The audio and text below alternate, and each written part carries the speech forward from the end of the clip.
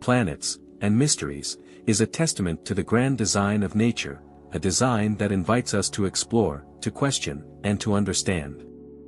In my time, the night sky was a canvas of wonder. Through the telescope, I saw what no human had seen before: moons circling Jupiter, the rough mountains of our moon, and the realization that Earth was not the center of creation. It was a revelation that shook the foundations of our understanding, much as our modern discoveries challenge the boundaries of what we know. The universe, far from being a fixed and static realm, is a dynamic, evolving tapestry. We are like children standing on the shore of an immense ocean, with only the faintest understanding of the wonders beyond the horizon. What Galileo saw through his telescope in the 17th century was only the beginning.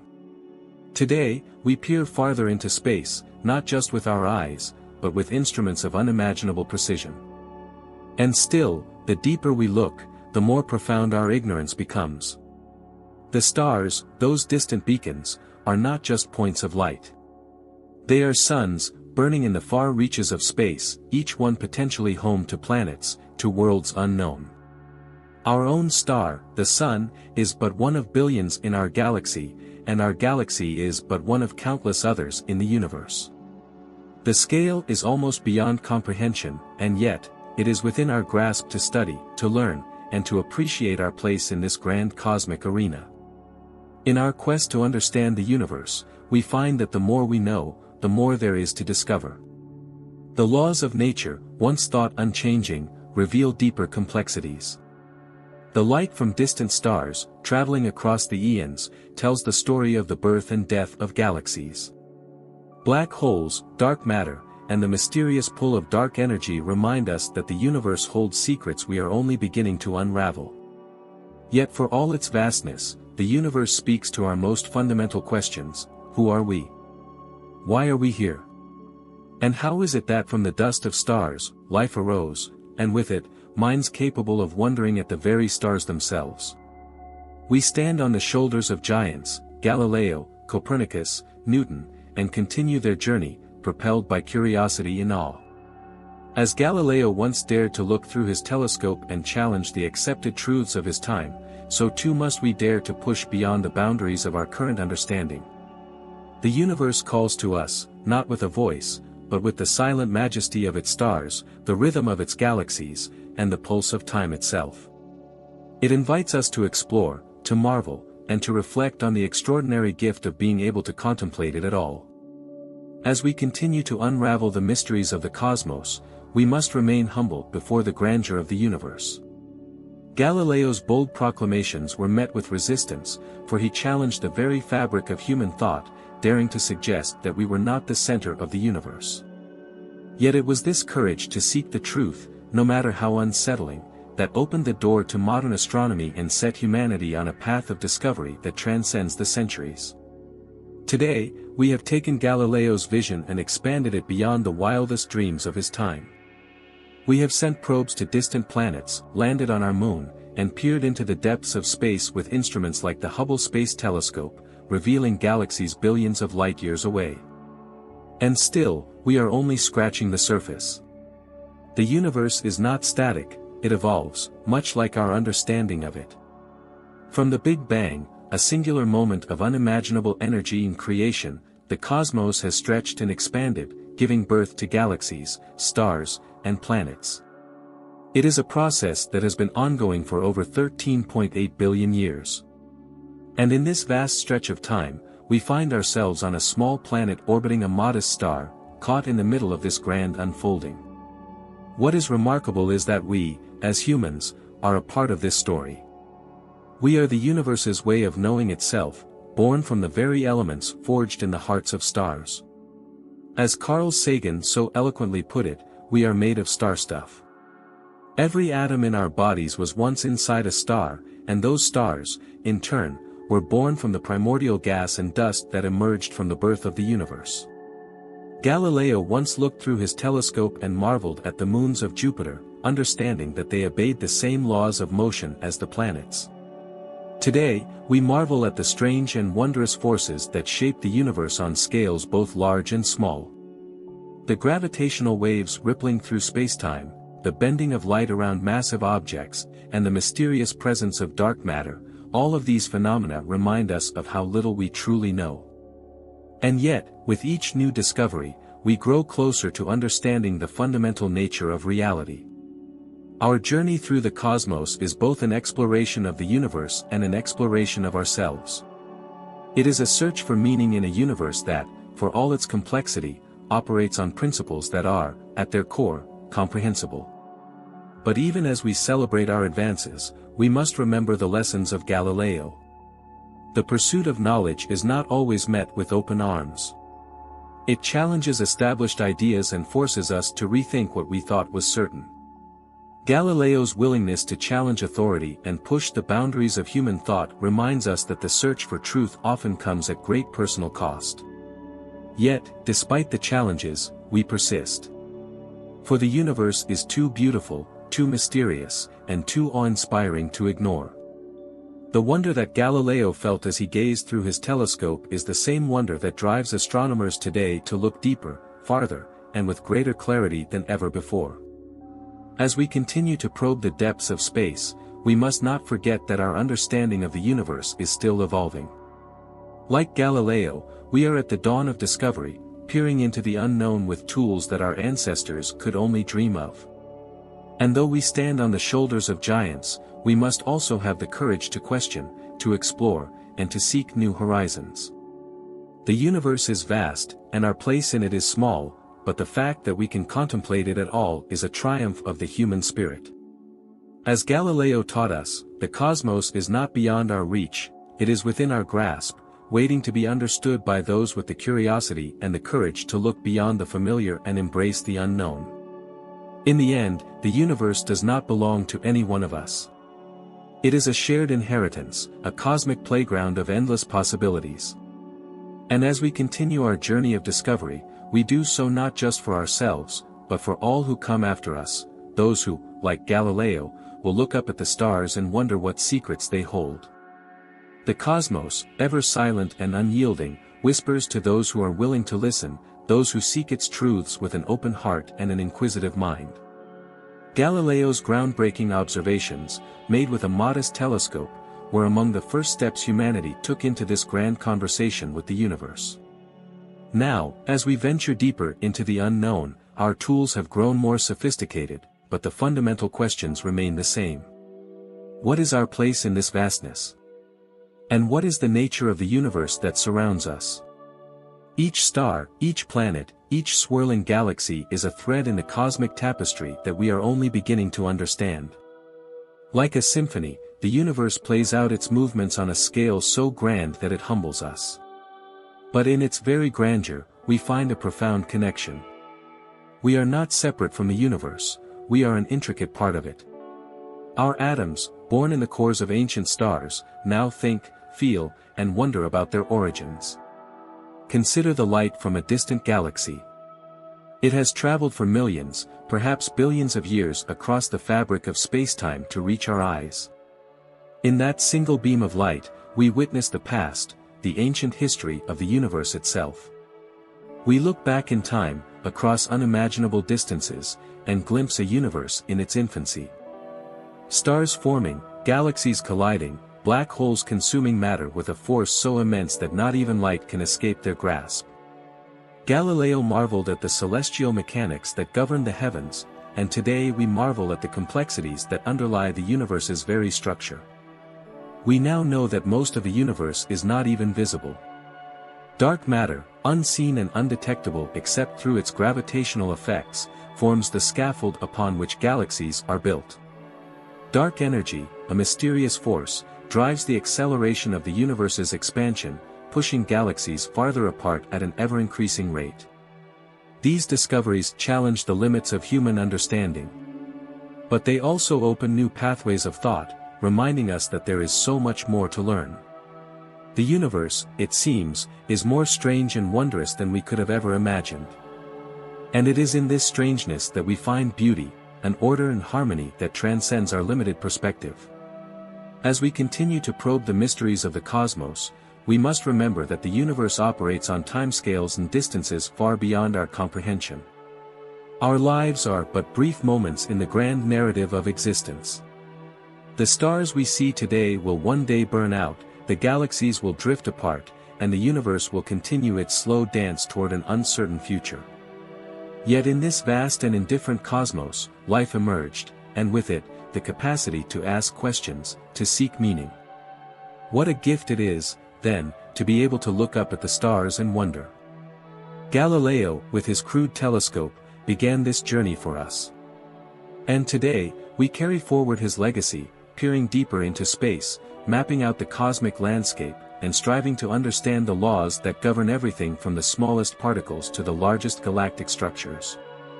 But even as we search for answers, the universe remains elusive. There are questions that may never be answered, mysteries that may always lie just beyond our reach. Yet, it is in the asking of these questions that we find our true purpose. The act of discovery, the thrill of peeling back the layers of the unknown, is as much a part of our nature as the stars are a part of the cosmos. As Galileo once wrote, the book of nature is written in the language of mathematics. And so it is. But it is also written in the language of wonder, curiosity, and imagination. For as much as the universe reveals through cold, hard facts, it also inspires us with its beauty, its majesty, and its profound mystery. The more we learn, the more we are reminded of how small we are, and yet, how significant our quest for knowledge is. For in the grand cosmic scale, it may seem that we are insignificant specks, lost in the vastness of space. But it is precisely because we are able to recognize this vastness, to comprehend our place within it, that we are anything but insignificant. The universe calls to us, not with the voice of a deity, but with the silent pull of gravity, the flicker of distant stars, and the soft hum of cosmic radiation. It beckons us to continue our journey, to keep exploring, questioning, and imagining. And like Galileo, we will respond with the tools of our time, pushing the boundaries of what is possible, and discovering truths that will reshape our understanding of the cosmos once more. As we continue to journey through the cosmos, we come to realize that our quest for understanding is as infinite as the universe itself. Each discovery brings us closer to the truth, yet paradoxically, reveals even greater mysteries waiting to be unraveled. This, too, is the lesson of Galileo's life, a life dedicated to inquiry, to questioning the very fabric of accepted knowledge, and to gazing beyond the familiar into the vast unknown. Today, we build upon his spirit of curiosity. We send spacecraft to distant worlds, to icy moons, and to the far reaches of our solar system. We have looked upon the rings of Saturn, discovered lakes of methane on Titan, and seen geysers of water erupting from Europa, moons that may, in their hidden oceans, harbor the conditions for life. The dream of exploring these distant worlds, once considered mere fantasies, is now within our reach. Galileo's vision, through the lens of his modest telescope, has now expanded to include robotic explorers traveling far beyond the grasp of our planet. Yet as we uncover these wonders, we must remember that the story of exploration is also the story of human perseverance. It is the same story that Galileo lived, a tale of facing opposition, of daring to challenge established beliefs, and of pursuing truth, even in the face of adversity. The universe does not reveal its secrets easily. It demands patience, resilience, and, above all, a relentless commitment to discovery. What Galileo began with his study of the heavens has blossomed into a worldwide endeavor to unlock the mysteries of existence. Telescopes like the James Webb Space Telescope peer into the furthest reaches of the cosmos, capturing the faint light of galaxies formed shortly after the Big Bang. We study these ancient structures not merely to understand the past but to glimpse the origins of everything we see around us, the stars, the planets, and indeed, ourselves. For we are not separate from the universe, we are part of its grand story. As we study the heavens, we are also studying our origins. The elements that make up our bodies, carbon, oxygen, nitrogen, were forged in the cores of ancient stars that lived and died long before the Earth even existed. In their deaths, these stars exploded in supernovae, scattering their enriched material across space, material that would one day form new stars, planets, and eventually, life. This, too, is one of the greatest revelations of modern science: we are made of star stuff. Every atom in our bodies has traveled a long journey through space and time, shaped by the forces of the cosmos. It is a humbling thought, but also a deeply inspiring one. For it means that we are not merely observers of the universe, we are participants in its story. And what a story it is! From the birth of the first stars to the formation of galaxies, from the collision of black holes to the expansion of space itself, the universe is a dynamic, evolving entity. It is constantly in motion, constantly changing, constantly revealing new surprises. And yet, for all its vastness, it is bound by the same physical laws that govern our lives here on Earth. Galileo's discovery that the Earth orbits the Sun was a fundamental step in understanding our place in the cosmos. But today, we know that even our solar system is just one small part of a much larger tapestry. The Milky Way, our home galaxy, is but one of trillions, each containing billions of stars, many with their own planets. And beyond our galaxy lies an ever-expanding universe, a vast ocean of space that stretches far beyond what we can see or even imagine. But even as we push the boundaries of our understanding, we must never lose sight of the wonder that drives us. For as Galileo once marveled at the sight of Jupiter's moons, so too must we continue to marvel at the beauty of the cosmos. The rings of Saturn, the swirling clouds of Jupiter, the spiral arms of distant galaxies, these are not just objects to be studied. They are reminders of the awe-inspiring complexity and beauty of the universe. In the end, the pursuit of knowledge is not just about understanding the mechanics of the cosmos. It is about something deeper, something that connects us to the universe in a way that transcends mere facts and figures. It is about our place in this grand story, our role as explorers, dreamers, and seekers of truth. As Galileo looked through his telescope and glimpsed the heavens, he must have felt a profound sense of connection to the stars above. Today, as we peer even deeper into the universe, we feel that same connection, a bond between the human spirit and the infinite, a desire to understand not only where we come from, but where we are going. The cosmos, in all its vastness, offers us a reminder that despite our smallness, despite the brevity of our existence, we are part of something much larger, something eternal. And it is this sense of connection, of being woven into the very fabric of the universe, that drives us to continue exploring, questioning, and discovering. Galileo's legacy is not just one of scientific achievement, it is one of human curiosity, resilience, and a relentless pursuit of truth. And as we move forward into the unknown, we carry with us that same spirit, the spirit of a species that dares to ask, dares to imagine, and dares to explore the infinite. As we continue to explore the vast reaches of space, there is a profound truth that emerges from both Galileo's era and our own: the universe is not merely a collection of objects, but a living, breathing entity, constantly evolving, ever expanding, and teeming with mysteries yet to be uncovered. Galileo's early observations gave us a glimpse of the cosmos as something alive, dynamic, and beyond our earthbound perceptions. Today, our understanding of the universe has grown, but the sense of awe remains. When we think of the universe, it is easy to get lost in its immensity. Billions of galaxies, each containing billions of stars, stretch out in all directions, extending into the farthest reaches of space and time. The sheer scale of it all can be overwhelming, humbling us with our own smallness. And yet, this very vastness is what makes the universe so compelling. It beckons us to explore, to reach out beyond the boundaries of our home, and to seek understanding in places far beyond our imagination. But the beauty of the cosmos is not just in its scale, it is in its details. Galileo's discovery of Jupiter's moons was one such detail, a tiny yet transformative insight that shattered old beliefs and opened new avenues of thought. In the same way, each new discovery we make today adds another piece to the puzzle of existence. Whether it's the detection of gravitational waves, the mapping of cosmic microwave background radiation, or the identification of exoplanets in distant star systems, each discovery brings us closer to understanding the grand architecture of the universe. And yet, with every answer we find, new questions emerge. What lies beyond the observable universe?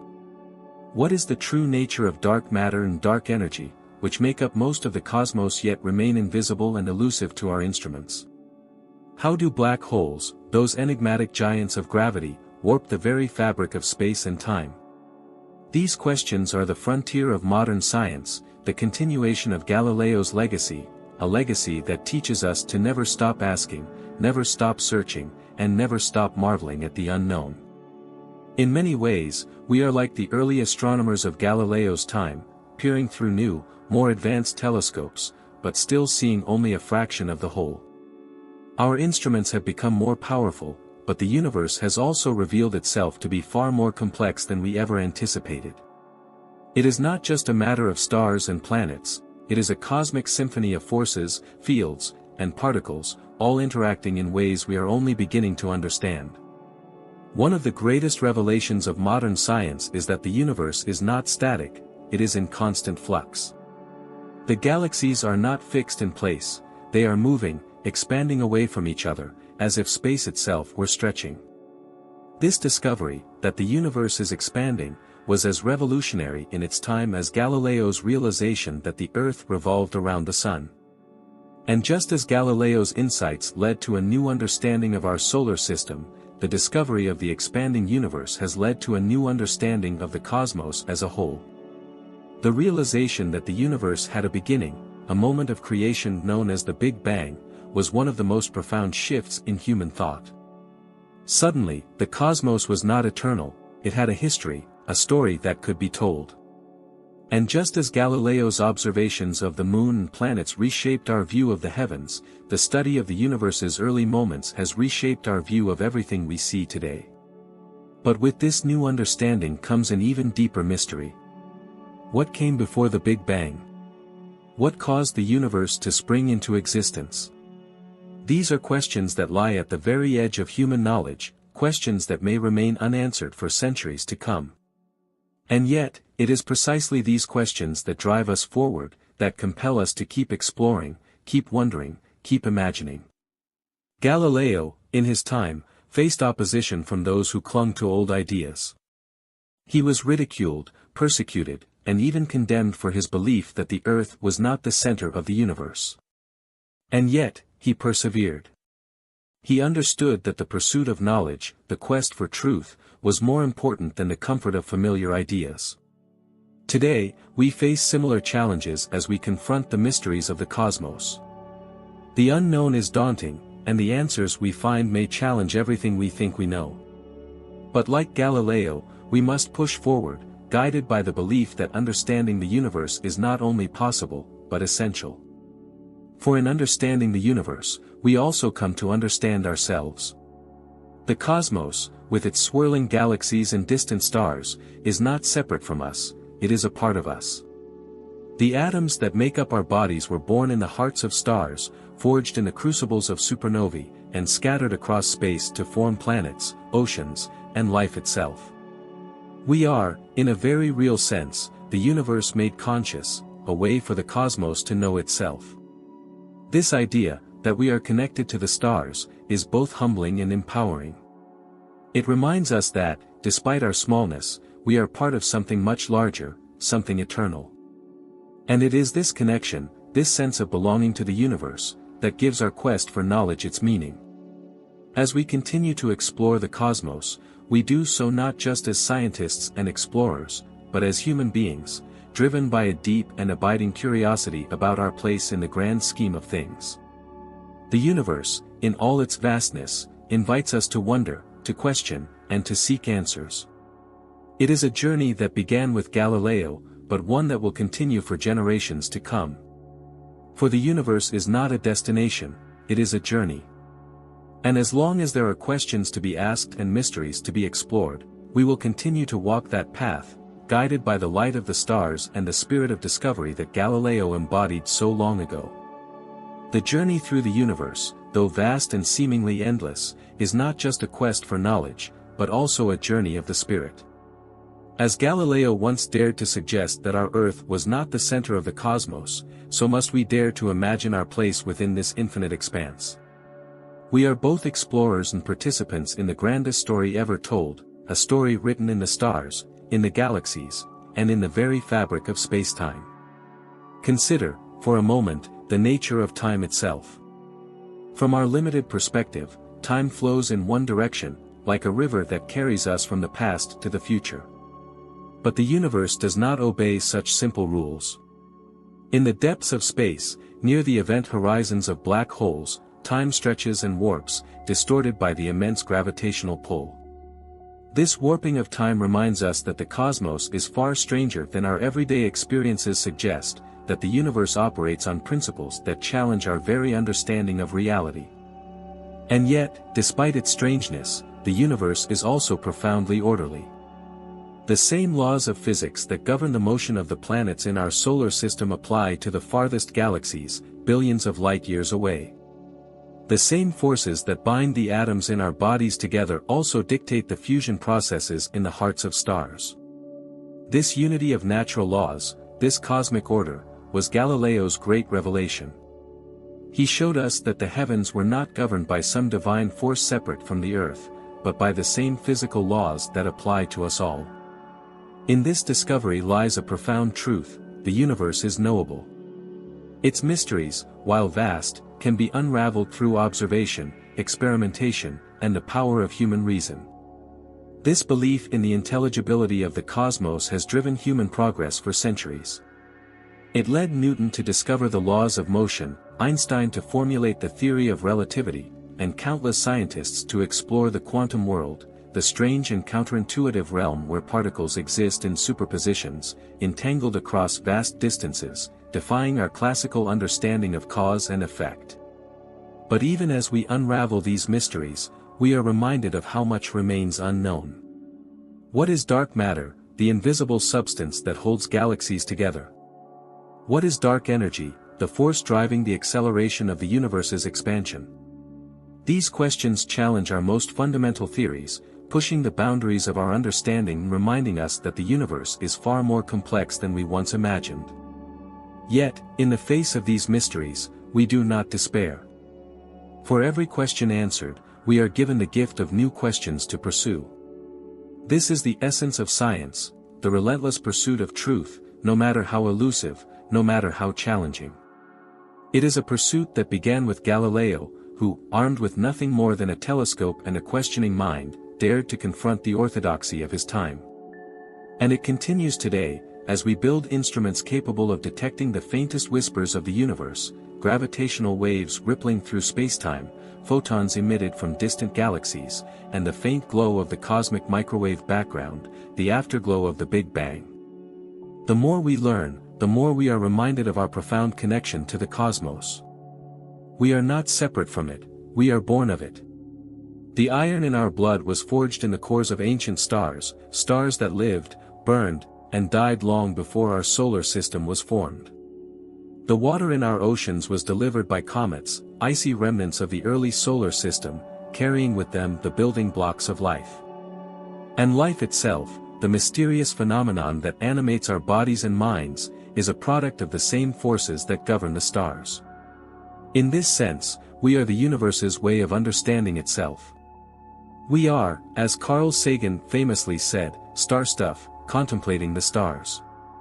And this contemplation is not a passive act, it is an active engagement with the cosmos, a dialogue between the human mind and the universe itself. As we learn more about the universe, we also learn more about ourselves, our origins, our nature, and our destiny. This journey of discovery has practical implications, of course. Our understanding of the universe has led to countless technological advancements, from the satellites that orbit our planet to the medical technologies that save lives. But it has also led to something deeper, a sense of perspective, a realization that we are part of something much larger than ourselves. The famous pale blue dot photograph, taken by the Voyager spacecraft at the edge of our solar system, captured this perspective perfectly. In that image, Earth is nothing more than a tiny speck, a faint blue dot suspended in the vastness of space.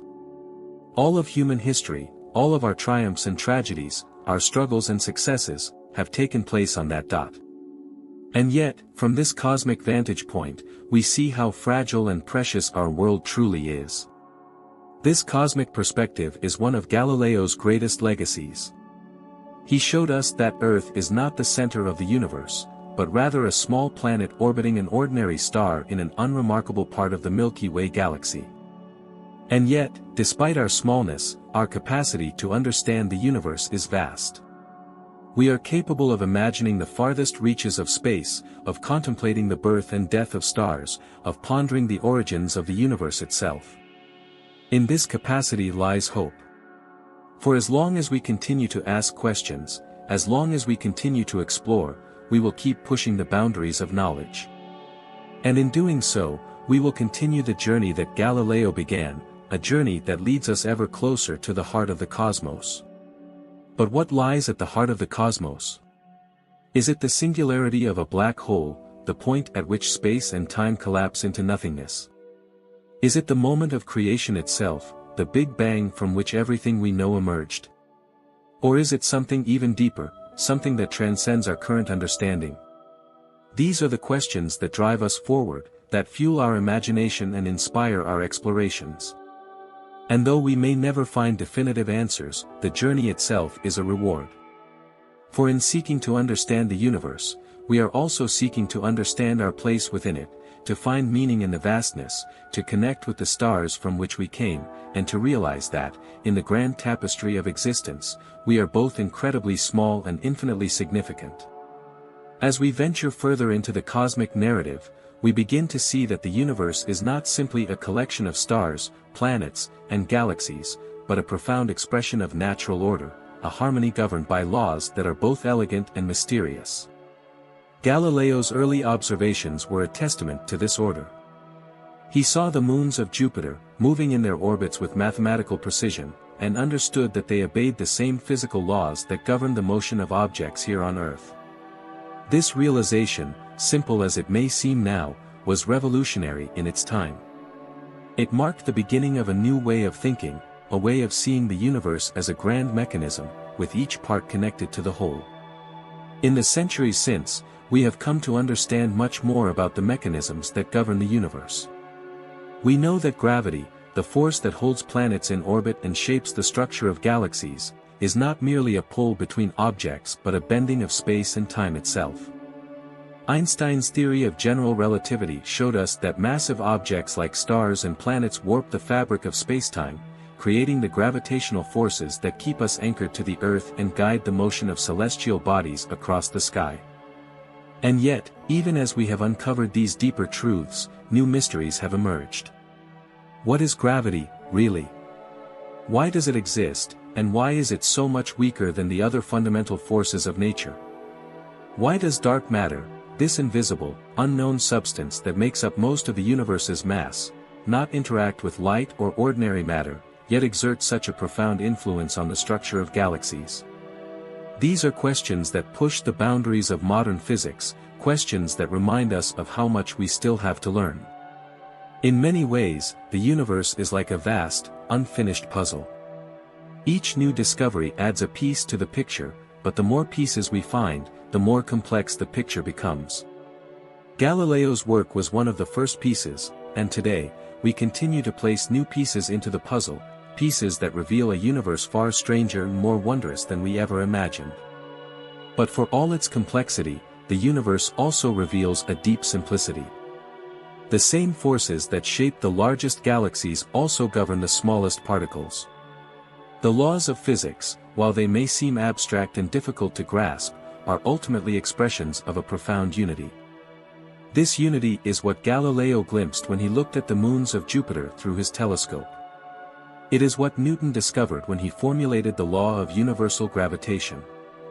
And it is what we continue to uncover today, as we study everything from the behavior of quarks and neutrinos to the movement of distant galaxies.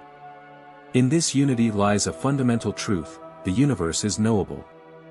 It may be vast, it may be filled with mysteries, but it is not beyond our ability to understand.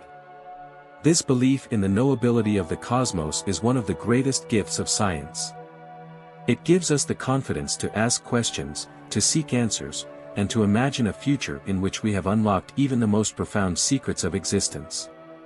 Yet, as we reach for these answers, we must also remain grounded in the knowledge that the universe does not revolve around us. Galileo's greatest lesson was one of humility. His discovery that Earth was not the center of the cosmos was a humbling realization, one that forced humanity to rethink its place in the universe.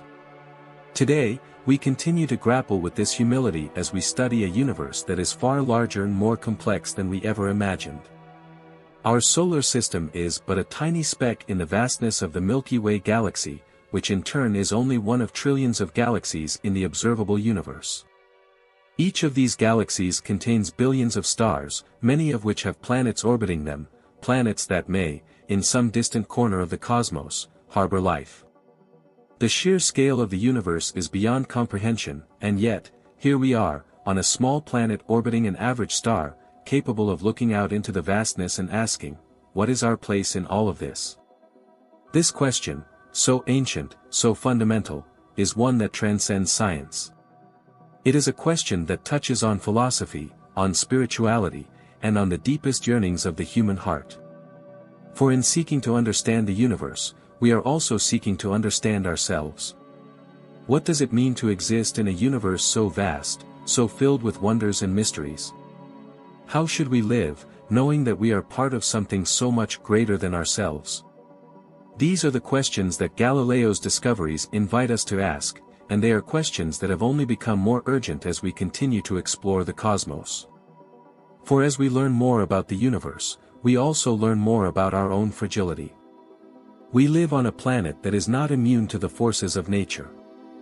The same cosmic events that shape the universe, supernovae, asteroid impacts, and solar flares, can also shape the fate of our world. And yet, despite this fragility, there is a resilience to life, a tenacity that mirrors the resilience of the universe itself. Life, like the cosmos, evolves, adapts, and persists. It finds a way to survive, even in the most hostile environments. We have seen this resilience in the extremophiles that thrive in the deepest oceans and the most barren deserts.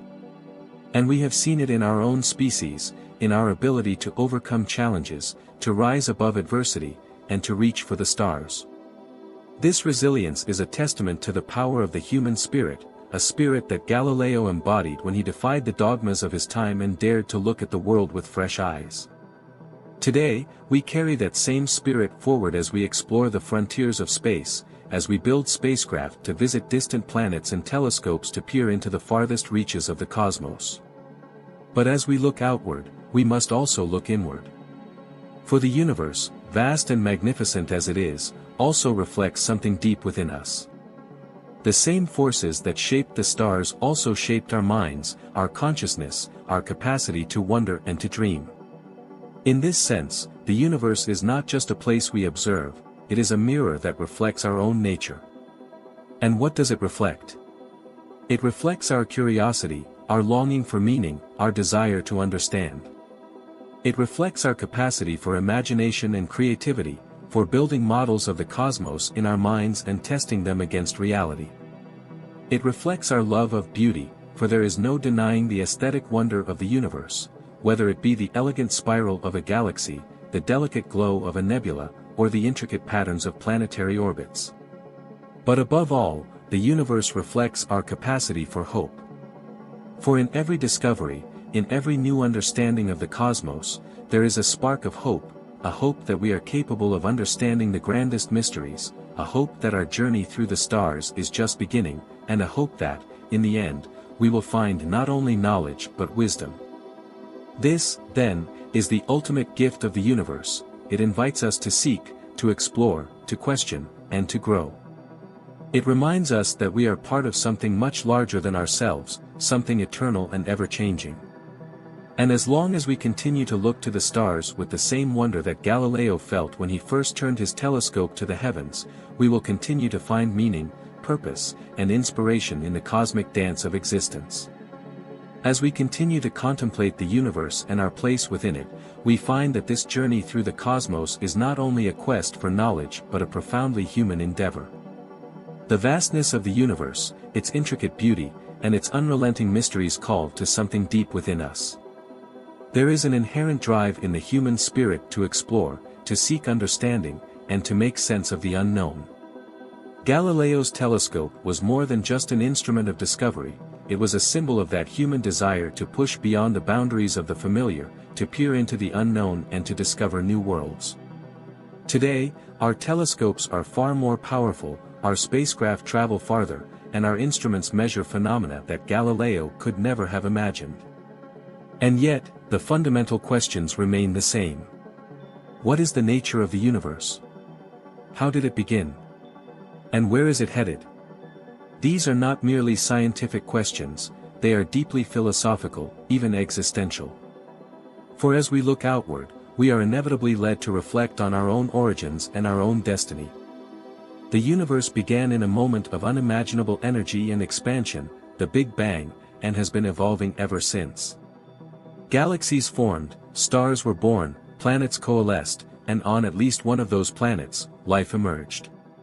This process, this cosmic evolution, has been unfolding for over 13.8 billion years. And yet, for all our knowledge, we are still in the early stages of understanding how this incredible story came to be. The Big Bang was not just the beginning of matter and energy, it was the beginning of time and space itself. Before that moment, there was no before in the sense that we understand time. This idea, so counterintuitive, forces us to rethink our notions of causality and existence. How could something come from nothing? What caused the universe to spring into being? These questions touch on the limits of human understanding, and they remind us of the profound mystery at the heart of the cosmos. And yet, for all its mystery, the universe is also surprisingly predictable.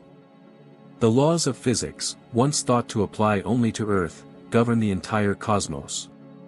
Gravity, electromagnetism, and the nuclear forces operate with stunning consistency across the vast distances of space and time. These laws have allowed us to build models of the universe that explain not only its past but its future. But here, too, we find a paradox. The universe is expanding, and not just at a steady pace, but at an accelerating rate. This discovery, made in the late 20th century, shocked the scientific community. Some unknown force, what we now call dark energy, is pushing galaxies apart, driving the expansion of the cosmos faster and faster. If this continues, the universe will become a cold, dark, and empty place. Galaxies will drift beyond each other's reach, stars will burn out, and even the atoms that make up matter may one day decay into nothingness. This potential fate of the universe, often called the Big Freeze, is a sobering thought. It reminds us that the universe, for all its grandeur, is not eternal. Like all things, it had a beginning, and it will have an end. And yet, this realization does not diminish the beauty or the significance of our existence. If anything, it makes our brief moment in the cosmic timeline all the more precious. For in this vast, ancient universe, we are among the few creatures capable of contemplating it. We are the product of billions of years of cosmic evolution, and we have been given the gift of consciousness, the ability to reflect on the universe and on our own existence. This consciousness is a mystery in itself. How did the universe, through the process of evolution, give rise to beings capable of understanding the very laws that govern its existence? This question, too, is one that Galileo would have appreciated. He saw the universe not as a cold, mechanical place, but as a grand and beautiful system, governed by laws that could be understood through reason and observation. And today, as we continue to unlock the secrets of the cosmos, we are reminded that our ability to understand is itself a miracle of nature. But this understanding comes with responsibility. As we continue to explore the cosmos, we must also consider our role within it. For while the universe may be vast and eternal, our planet is fragile. The Earth, a tiny blue dot in the vastness of space, is our only home. And as we look outward, we must also look inward, to the challenges we face as a species, to the ways in which we care for this delicate world, and to the responsibilities we have to each other and to future generations. Galileo's discoveries were not just about distant moons and planets, they were about shifting humanity's perspective. He showed us that we were not the center of the universe, that the cosmos was far larger and more complex than we had ever imagined. Today, as we continue his work, we are reminded that our place in the universe is not defined by our physical location but by our ability to understand, to explore, and to care for the world we inhabit. The universe, in all its vastness, is indifferent to our existence. The stars will burn, the galaxies will collide, and the universe will continue its expansion whether or not we are here to witness it. And yet, in the face of this cosmic indifference, we find meaning. We find meaning in our ability to ask questions, to seek answers, and to marvel at the beauty of the universe. We find meaning in the connections we share with each other, with the earth, and with the stars from which we are made. In the end, this is perhaps the greatest lesson that the universe has to offer. It teaches us humility, reminding us of our smallness in the face of the cosmos. But it also teaches us hope, for in our brief moment of existence, we have the ability to understand, to create, and to connect. We are a part of the universe, and the universe is a part of us. Galileo's legacy is not just one of discovery, it is one of wonder, of curiosity, and of a deep and abiding respect for the mysteries of existence. And as we continue to explore the cosmos, we carry that legacy with us, knowing that the questions we ask and the answers we seek are part of a journey that began long before us and will continue long after we are gone. For as long as there are stars in the sky, as long as there are mysteries to be unraveled, humanity will continue to reach for the stars, driven by the same spirit that led Galileo to look through his telescope and see the universe anew. As we press on in our journey through the cosmos, one truth becomes ever more apparent: the universe is both deeply familiar and profoundly alien. It is a place where the laws of nature are consistent, where the same forces and principles that shaped the stars also shaped us. Yet, at the same time, it is a place filled with incomprehensible wonders, phenomena that stretch the boundaries of our understanding and challenge the very limits of what we thought possible. Take, for instance, the concept of black holes. These enigmatic objects, predicted by Einstein's theory of general relativity, are places where the gravitational pull is so strong that not even light can escape. They are the remnants of massive stars that have collapsed under their own weight, compressing all of their mass into an infinitely small point known as a singularity. Surrounding this singularity is the event horizon, the point of no return, beyond which anything that falls is lost to the rest of the universe. To us, black holes seem like the very definition of cosmic paradoxes, objects of immense gravity that warp space and time, yet exist as silent, invisible giants lurking in the depths of space. What happens inside a black hole? What lies beyond the event horizon? These are questions that tantalize physicists and philosophers alike, for they touch on the deepest mysteries of space, time, and reality itself. And yet, despite their strangeness, black holes are not anomalies. They are a natural part of the cosmic cycle. Just as stars are born and live out their lives, so too do they die, and in the most extreme cases, they collapse into black holes. These objects, once thought to be rare and exotic, are now understood to be common features of the universe. In fact, at the center of most galaxies, including our own Milky Way, lies a supermassive black hole, a monstrous object millions or even billions of times more massive than our Sun, around which the entire galaxy orbits. The existence of these supermassive black holes raises yet more questions. How did they form? How did they grow to such incredible sizes? Are they the remnants of the first stars, or did they form through some other, as yet unknown process in the early universe? And, perhaps most intriguingly, what role do they play in shaping the galaxies around them? These questions, like so many others in the cosmos, remind us of the limits of our knowledge. We have made extraordinary strides in understanding the universe, but each new discovery seems to open up an entire new set of mysteries. It is as if the universe is an endless ocean of knowledge, and we, standing on the shore, can only dip our toes into its vast waters. But it is precisely this sense of mystery that drives us forward. The unknown is not something to be feared, it is something to be embraced. Galileo understood this when he pointed his telescope to the sky and discovered the moons of Jupiter, and today we understand it as we build more advanced instruments to probe the farthest reaches of space. Consider the discovery of exoplanets, planets that orbit stars beyond our own solar system. Just a few decades ago, the idea of detecting planets around other stars seemed almost impossible. But today, we know of thousands of exoplanets, many of which are located in the so-called habitable zones of their stars, where conditions might be right for liquid water, and, perhaps, for life. This discovery has fundamentally changed the way we view our place in the universe. No longer are we the sole planetary system in the cosmos. Instead, we are part of a vast galactic community, with each star potentially hosting its own planets, its own worlds. Some of these worlds may be rocky like Earth, with oceans, mountains, and atmospheres. Others may be gas giants like Jupiter, or icy moons like Europa and Enceladus, hiding oceans beneath their frozen surfaces. The possibility of life on these distant worlds is one of the most exciting questions in all of science. Are we alone in the universe, or is life a common phenomenon, scattered across the stars like grains of sand on a beach? The discovery of even the most primitive forms of life beyond Earth would be one of the most profound moments in human history. It would confirm that life is not a singular anomaly, but a natural outcome of the processes that shape the cosmos.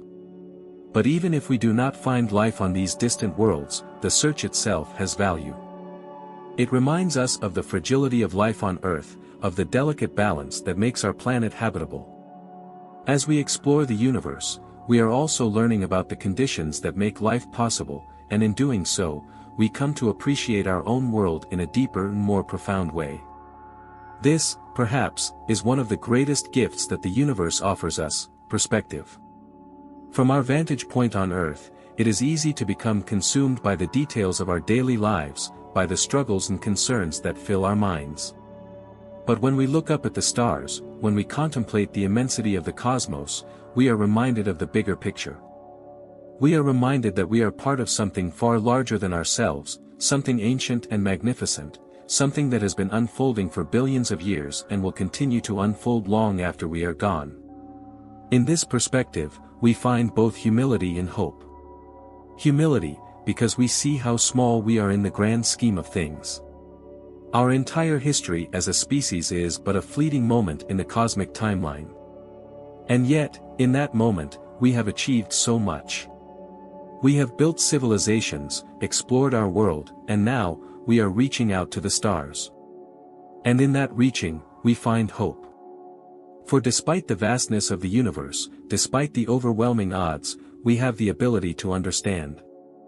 We can unravel the mysteries of the cosmos, one by one, through observation, experimentation, and reason. We can peer into the heart of a distant galaxy, witness the birth of a star, or listen to the echoes of the Big Bang, all from our tiny corner of the universe. This capacity to understand, to ask questions and seek answers, is what makes us unique. It is what drives us to explore, to create, and to imagine. And as long as we continue to ask those questions, as long as we continue to look up at the stars and wonder, we will remain connected to the grand, unfolding story of the universe. Galileo once said, "I do not feel obliged to believe that the same God who has endowed us with sense, reason, and intellect has intended us to forego their use."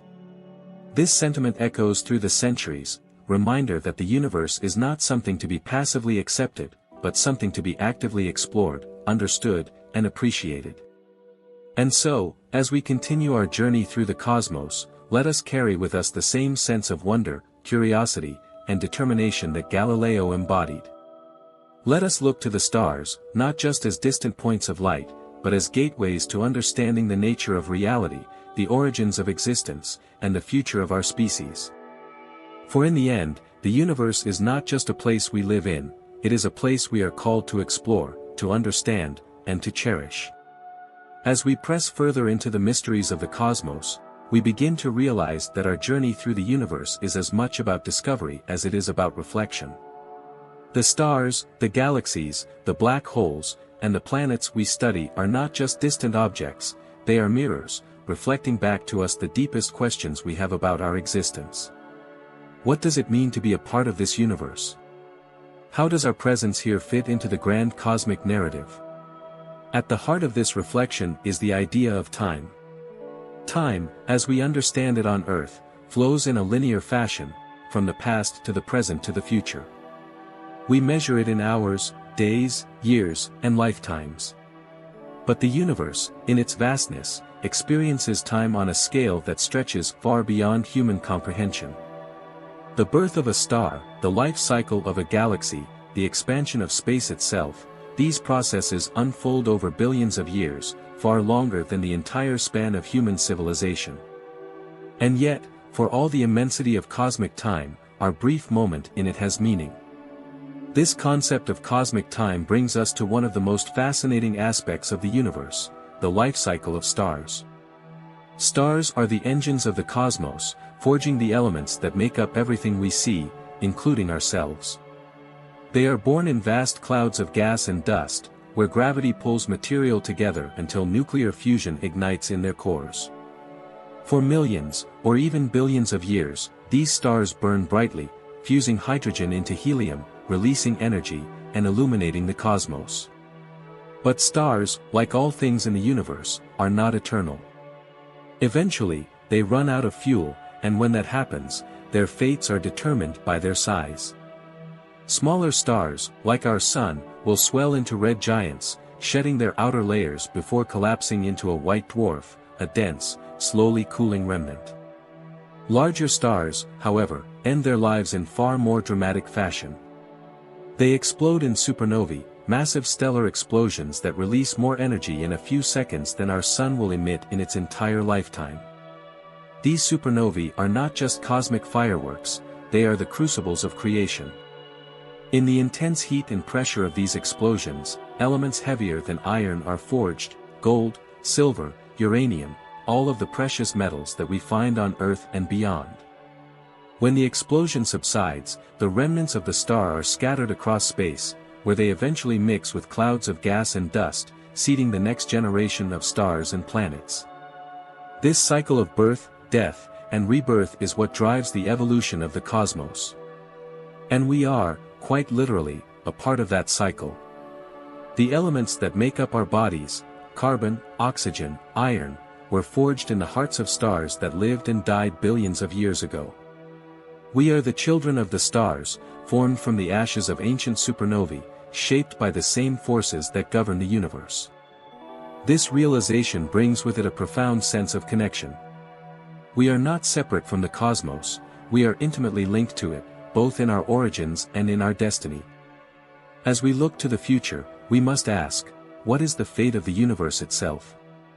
Will it continue expanding forever, growing colder and darker as the stars burn out and galaxies drift apart? Or will it one day reverse course, collapsing back in on itself in a big crunch? Modern cosmology suggests that the universe's expansion is accelerating, driven by the mysterious force known as dark energy.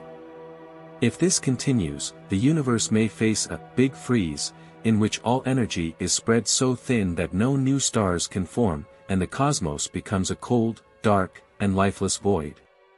But there is also the possibility of renewal. Some theories suggest that the universe could undergo cycles of expansion and contraction, with each new Big Bang giving rise to a new universe, perhaps with different physical laws and conditions. This idea, known as the cyclic model, challenges our conventional understanding of time, suggesting that the universe has no true beginning or end, but instead exists in an eternal loop of creation and destruction. These are questions that take us to the very limits of human understanding. They remind us of how small we are in the face of the cosmos, but they also remind us of how remarkable it is that we can ask such questions at all. We are beings capable of contemplating the universe on a grand scale, capable of imagining its beginnings and its end, capable of pondering the nature of time, space, and existence itself. And this capacity for reflection is perhaps the most extraordinary thing about us. The universe may be vast, and its timescales may dwarf our own, but in our minds, we are able to bridge those distances. Through science, We have built a framework of understanding that allows us to grasp phenomena far beyond our everyday experience: black holes, supernovae, dark matter, and the expansion of space. But science alone does not capture the full depth of our relationship with the cosmos. There is also a sense of wonder, of awe, and of reverence. This sense of wonder is what drives us to explore, to question, and to seek understanding. It is what led Galileo to turn his telescope to the heavens and what drives modern astronomers to build ever more powerful observatories. It is what fuels the dreams of sending humans to other planets, of building spacecraft that can travel to distant stars, of one day finding evidence of life beyond Earth. But as we look outward, we must also remember to look inward. The universe has given us the gift of consciousness, the ability to reflect on our own existence, to ponder our place in the grand cosmic story. And with that gift comes responsibility. We are stewards of a small, fragile planet, one that has nurtured life in a universe where life, as far as we know, is exceedingly rare. The exploration of the cosmos is not just about finding new worlds, it is about learning how to care for the one we have. In this way, the universe teaches us humility. It shows us that we are but one part of a much larger whole, a single species on a single planet in a vast and ancient cosmos. But it also teaches us hope, for in the face of the unknown, we have the power to seek understanding, to make choices, and to shape our future. As we move forward into the 21st century and beyond, we stand on the threshold of new discoveries, new challenges, and new opportunities. The universe, in all its complexity and beauty, beckons us to continue our journey of exploration.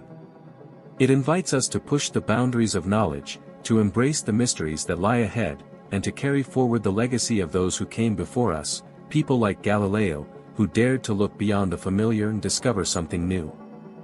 For in the end, the universe is not just a place we live in, it is a part of who we are. And as long as we continue to explore, to question, and to wonder, we will remain connected to that grand cosmic story, a story that began with the birth of the stars and continues with us, here and now, reaching for the light of distant galaxies and the secrets they hold. As we delve further into the cosmic reflection, we find ourselves confronted with the most profound of all questions, the question of life itself. What does it mean to be alive in a universe that appears indifferent to our existence? In a cosmos so vast, where stars are born and die in endless cycles, where galaxies drift through space like islands in a dark sea, how is it that life arose on a small, rocky planet orbiting an ordinary star? And more tantalizingly, is life something that exists only here, or is it a common phenomenon, scattered like seeds across the stars? The search for life beyond Earth is not just about answering these questions, it is about understanding our own place in the universe. We know that life, in all its forms, is the product of natural processes. The elements that make up our bodies, carbon, hydrogen, oxygen, and nitrogen, are abundant in the cosmos. They were forged in the hearts of stars and spread throughout the universe by supernovae, carried on the winds of interstellar space to form new stars and planets. Life, it seems, is made of the same stuff as the universe itself. But how did these elements come together to form something as complex and as wondrous as life? Here, on Earth, life began more than 3.5 billion years ago, in the oceans of a young planet. Simple, single-celled organisms emerged from the primordial soup, fueled by the energy of the sun and the chemistry of the earth. Over eons, these organisms evolved, becoming more complex, more diverse, and more capable of adapting to the changing conditions of their environment. Life spread across the planet, filling every niche, from the depths of the oceans to the heights of the atmosphere. Yet, for all we know about the origins of life on Earth, the question remains, could life exist elsewhere in the universe? We have discovered thousands of exoplanets, planets that orbit stars beyond our solar system, many of which reside in the habitable zone, where conditions might be right for liquid water to exist. Some of these planets are rocky, like Earth, and some may even have atmospheres capable of supporting life. But so far, we have found no definitive evidence of life beyond our own world. The search for extraterrestrial life is one of the great scientific quests of our time. It drives missions to Mars, where robotic explorers are scouring the surface for signs of past life, perhaps hidden beneath the red planet's dusty surface. It inspires the study of icy moons like Europa and Enceladus, which harbor vast oceans beneath their frozen crusts, oceans that may hold the potential for life in their dark, hidden depths. And it fuels our exploration of distant exoplanets, as we search for the chemical signatures of life in their atmospheres. If we were to find even the faintest hint of life beyond Earth, whether it be microbial life on Mars, or biosignatures in the atmosphere of a distant planet, it would forever change our understanding of the universe. It would confirm that life is not a singular anomaly, but a fundamental part of the cosmos, a natural outcome of the same processes that create stars and galaxies. But even if we never find life beyond Earth, the search itself has profound implications. It forces us to reflect on the uniqueness of our planet, on the delicate balance of conditions that make life possible, and on the responsibility we have to protect and preserve this fragile world. Earth, as far as we know, is the only place in the universe where life exists, and that makes it immeasurably precious. This realization brings us back to a central theme of our cosmic journey: perspective. The universe, with all its wonders and mysteries, offers us a vantage point from which to see ourselves more clearly. When we look out into the cosmos, when we study the light of distant galaxies or trace the paths of exoplanets, we are reminded of the sheer improbability of our existence. We are reminded that life, as we know it, is the result of billions of years of cosmic evolution, a process that began with the birth of stars and the formation of planets, and culminated in the emergence of beings capable of contemplating the universe itself. And yet, for all the grandeur of this perspective, we must also remember that our place in the universe is not guaranteed. The same forces that shape the Earth also threaten it. Asteroid impacts, solar flares, and even the long-term cooling of the sun are natural events that could one day render our planet uninhabitable. Climate change, driven by human activity, is a more immediate and pressing concern, reminding us that our actions have consequences, not just for ourselves, but for the entire biosphere. In this context, the search for life beyond Earth takes on a new significance. It is not just a scientific endeavor, it is also a reflection of our desire to understand the fragility of life and to seek out other places where it might exist. It is a reminder that we are part of a larger cosmic story, one that is still unfolding. This cosmic story brings us to another fundamental question: what is the future of life in the universe? Will humanity continue to explore the stars, perhaps one day settling on other planets and moons? Will we develop the technologies needed to travel beyond our solar system, to visit distant worlds, and perhaps even to communicate with intelligent civilizations beyond our own? The possibility of extraterrestrial intelligence is one of the most tantalizing ideas in all of science. If life is common in the universe, then it seems reasonable to assume that, somewhere out there, intelligent life may have arisen. And yet, despite decades of searching, we have found no evidence of such civilizations. This is the famous Fermi paradox: if the universe is so vast and so old, why have we not yet encountered signs of intelligent life? There are many possible explanations for this paradox. Perhaps intelligent civilizations are rare, and we are one of the first to emerge. Or perhaps such civilizations are common, but they are too far away for us to detect. Some have even suggested that advanced civilizations may intentionally avoid contact with us, or that they exist in forms that we cannot recognize or understand. Whatever the answer, the question of extraterrestrial intelligence forces us to reflect on the nature of intelligence itself. What does it mean to be a conscious being in a universe that is, for the most part, silent and indifferent? How do we, as intelligent creatures, relate to the cosmos? And what responsibilities come with the gift of consciousness?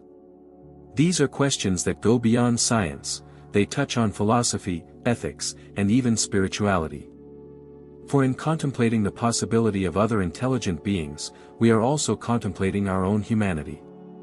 We are asking what it means to be part of a universe that is so vast, so ancient, and so full of mystery. As we continue to explore the cosmos, these questions will become ever more pressing. The more we learn about the universe, the more we are forced to confront the limits of our understanding, and the more we are reminded of the importance of humility, curiosity, and wonder. For in the end, the universe is not just a collection of stars and planets, black holes and galaxies. It is a place of deep mystery, a place that challenges us to think in new ways, to ask new questions, and to imagine possibilities that go beyond our current knowledge. It is a place that invites us to explore, not just with our instruments and our technologies, but with our minds and our hearts. This is the true gift of the cosmos. It calls us to expand our vision, to stretch our imagination, and to seek meaning in the vastness of space and time. And as we continue on this journey, we carry with us the legacy of those who came before us, people like Galileo, who dared to look beyond the familiar, and in doing so, opened up new worlds of understanding. The universe is vast. Our place in it is small. But within that smallness lies the potential for greatness, the potential to explore, to discover, and to create meaning in a cosmos that is both beautiful and mysterious. And as long as we continue to look up at the stars with wonder, as long as we continue to ask questions and seek answers, we will remain part of that grand cosmic story, a story that began with the birth of the stars and continues with us, here and now, reaching out into the unknown. The night sky has always been a source of wonder.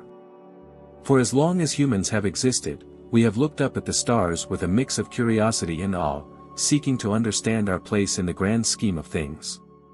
Galileo, in his time, dared to challenge the established beliefs of his era, revealing that the heavens were not a fixed, unchanging realm of perfection, but a dynamic and evolving cosmos. He gazed at the moon and saw mountains and valleys, just like those on Earth. He observed the moons of Jupiter, orbiting a planet far from our own, and realized that the universe was far more intricate than previously imagined. In doing so, he ignited a revolution in human thought, one that continues to this day.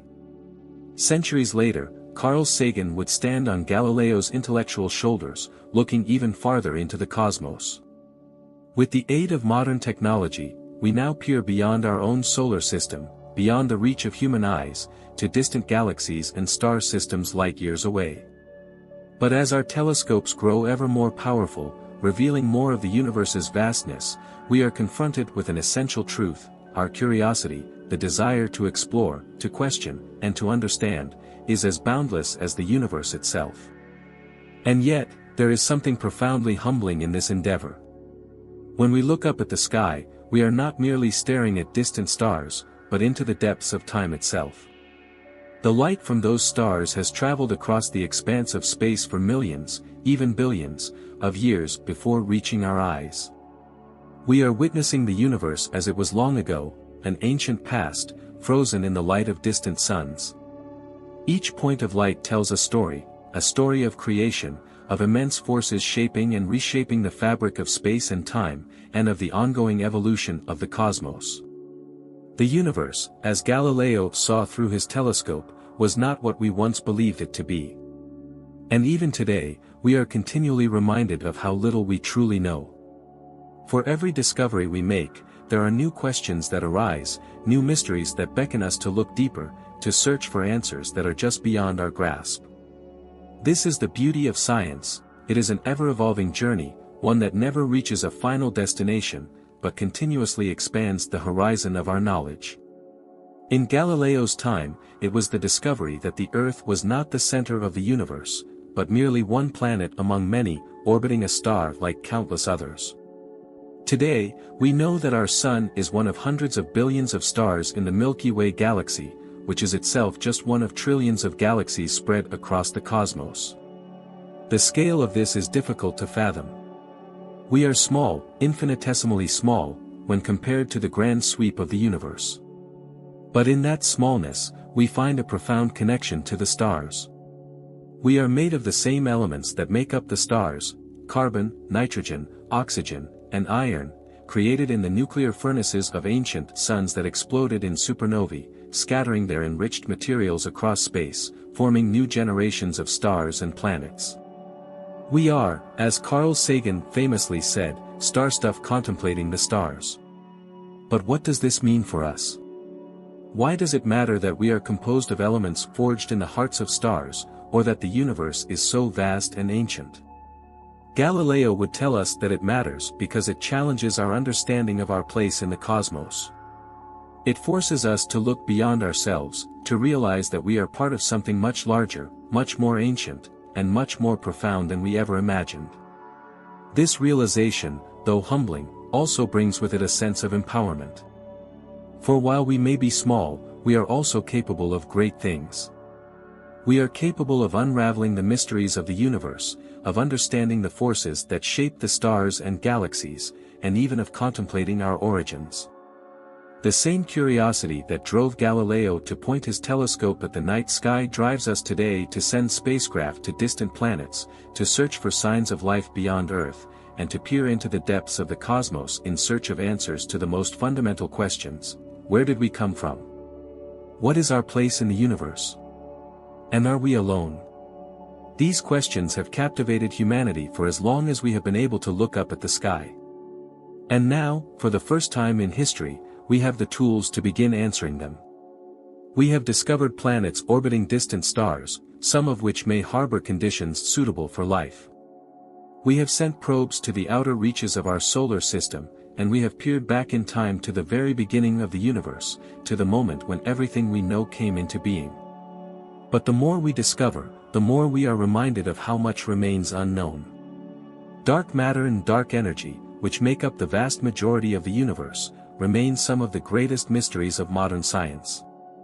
We cannot see them, yet we know they are there, shaping the structure and evolution of the cosmos in ways we are only beginning to understand. Black holes, those enigmatic objects where the fabric of space and time collapse, challenge our understanding of physics, revealing the limitations of our knowledge while offering tantalizing clues about the nature of reality itself. And then there is the question of life. Is life something unique to Earth, or is it a common phenomenon, scattered across the stars? If we were to find even the smallest trace of life beyond our planet, whether it be microbial life on Mars, or the faintest hint of an oxygen-rich atmosphere on a distant exoplanet, it would fundamentally change our understanding of the universe. It would confirm that life is not an anomaly, but a natural consequence of the processes that shape the cosmos. And if life exists elsewhere, then we must ask, are we part of a larger cosmic community, one in which intelligent beings like ourselves have also evolved, looked up at the stars, and wondered about their place in the universe? These are questions that Galileo would have appreciated, for they challenge our assumptions and force us to expand our view of the world, and of the universe. They remind us that the pursuit of knowledge is not just about answers, but about the journey itself. It is about asking questions, seeking understanding, and embracing the unknown. The universe, in all its vastness, is not a cold, empty place. It is alive with possibilities. It is a place of immense beauty, where galaxies collide, stars are born, and planets dance in the light of distant suns. It is a place where the laws of nature operate with stunning precision, and where, on at least one small planet, life emerged, evolved, and began to explore its surroundings. As we continue our journey through the cosmos, let us remember the lessons of Galileo and Sagan. Let us remain curious, let us continue to explore, and let us never lose sight of the wonder that comes from looking up at the night sky and asking, what is out there? For in the end, the universe is not just a place we observe, it is a place we are part of. And as long as we continue to ask questions, as long as we continue to seek understanding, we will remain connected to the stars, to the cosmos, and to the grand, unfolding story of existence itself. As we continue to explore the cosmos, we are drawn into an ever-deepening understanding of the intricate web that connects us to the universe. Galileo's early observations were a revelation to humanity, showing that the cosmos was not just a distant backdrop, but a dynamic, ever-changing landscape that operates according to the same laws that govern life here on Earth.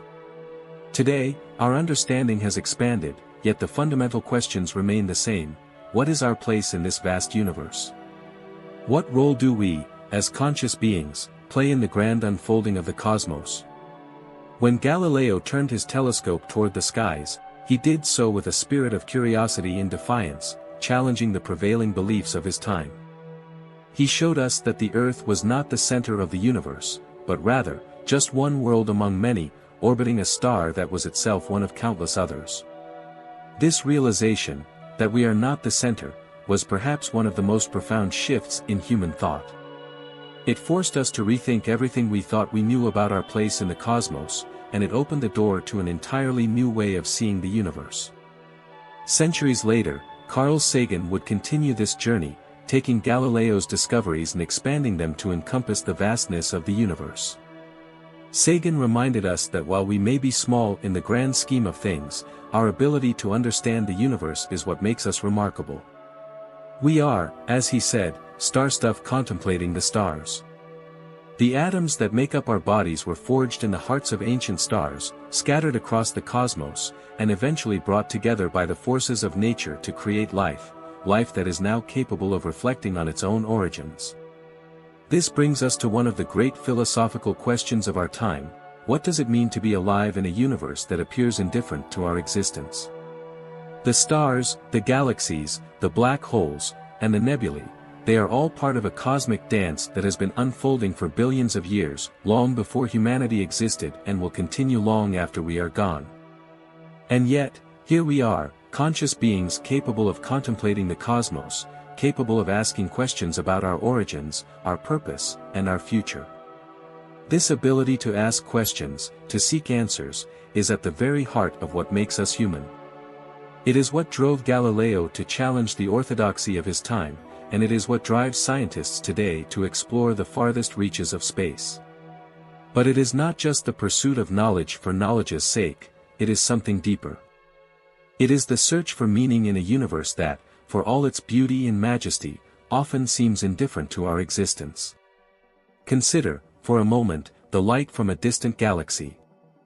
That light has traveled across the vastness of space for millions, even billions, of years before reaching our eyes. In that moment, we are not just seeing a distant object, we are witnessing the past. We are seeing the universe as it was long ago, frozen in time, before humanity ever existed. And yet, in that light, we find a connection to the cosmos. We realize that the atoms in our bodies were once part of that same cosmic journey, traveling across the universe, shaped by the same forces that govern the stars. This realization, that we are made of the same stuff as the stars, fundamentally changes our perspective on life. We are not separate from the universe, we are a part of it. The universe is not something out there, distant and remote, it is in us. It is in every atom, every molecule, every heartbeat. And this connection to the cosmos gives us a sense of belonging, a sense of being woven into the very fabric of existence. But with this realization comes a responsibility. We are stewards of a small, fragile planet, one that, as far as we know, is unique in its ability to support life. The Earth is our home, a pale blue dot in the vastness of space, and it is our responsibility to care for it. As Galileo's discoveries reminded us, we are not the center of the universe, but we are the center of our world. And it is up to us to ensure that this world remains habitable, not just for ourselves, but for future generations, and for the countless other species that share this planet with us. Carl Sagan often spoke of the cosmic perspective, a way of seeing the world that places our existence in the context of the universe as a whole. This perspective, he argued, is essential for understanding our place in the cosmos and for making wise decisions about the future. It reminds us that our actions have consequences, not just for ourselves, but for the planet and for the universe. The cosmic perspective also invites us to embrace the unknown. For as much as we have learned about the universe, there is still so much that we do not understand. Dark matter and dark energy, which make up the majority of the universe, remain some of the greatest mysteries of modern science. We cannot see them, we cannot touch them, and yet we know they are there, shaping the structure of the cosmos in ways that we are only beginning to grasp.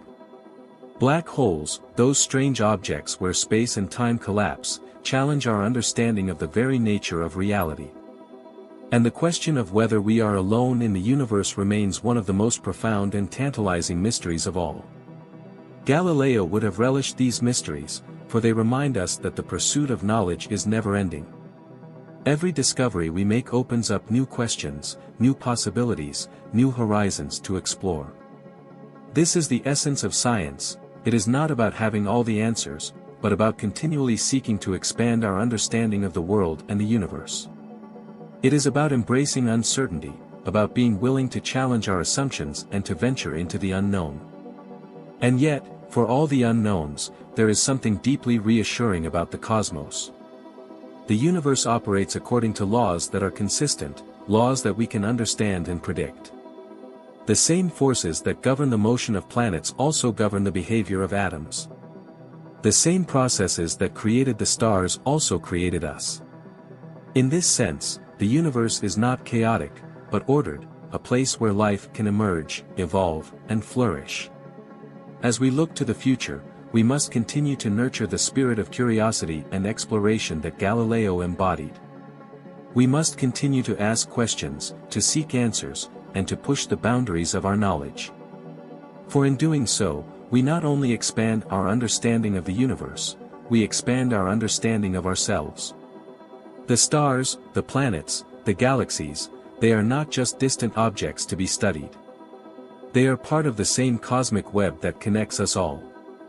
And as long as we continue to look up at the night sky with wonder, as long as we continue to explore the universe with curiosity and humility, we will remain part of that grand cosmic journey, a journey that began long before us and will continue long after we are gone. For in the end, the universe is not just a place we observe, it is a place we belong. And as we reach out into the unknown, guided by the light of distant stars and the spirit of discovery, we are reminded that we are not just observers of the cosmos, we are participants in its story.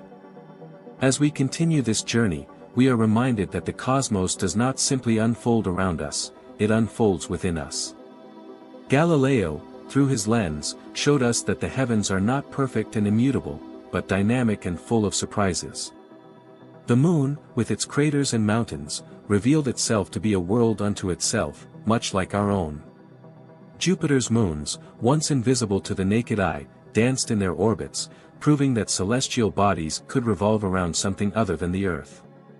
These discoveries were more than scientific breakthroughs, they were a call to humanity to rethink our relationship with the universe.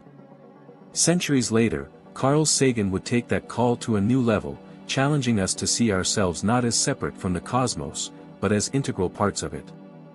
We are a way for the cosmos to know itself, Sagan often said. This idea, that the universe, through the process of evolution, has become aware of itself through us, places us in an extraordinary position. We are not merely observers of the cosmos, we are its consciousness, its storytellers, its explorers.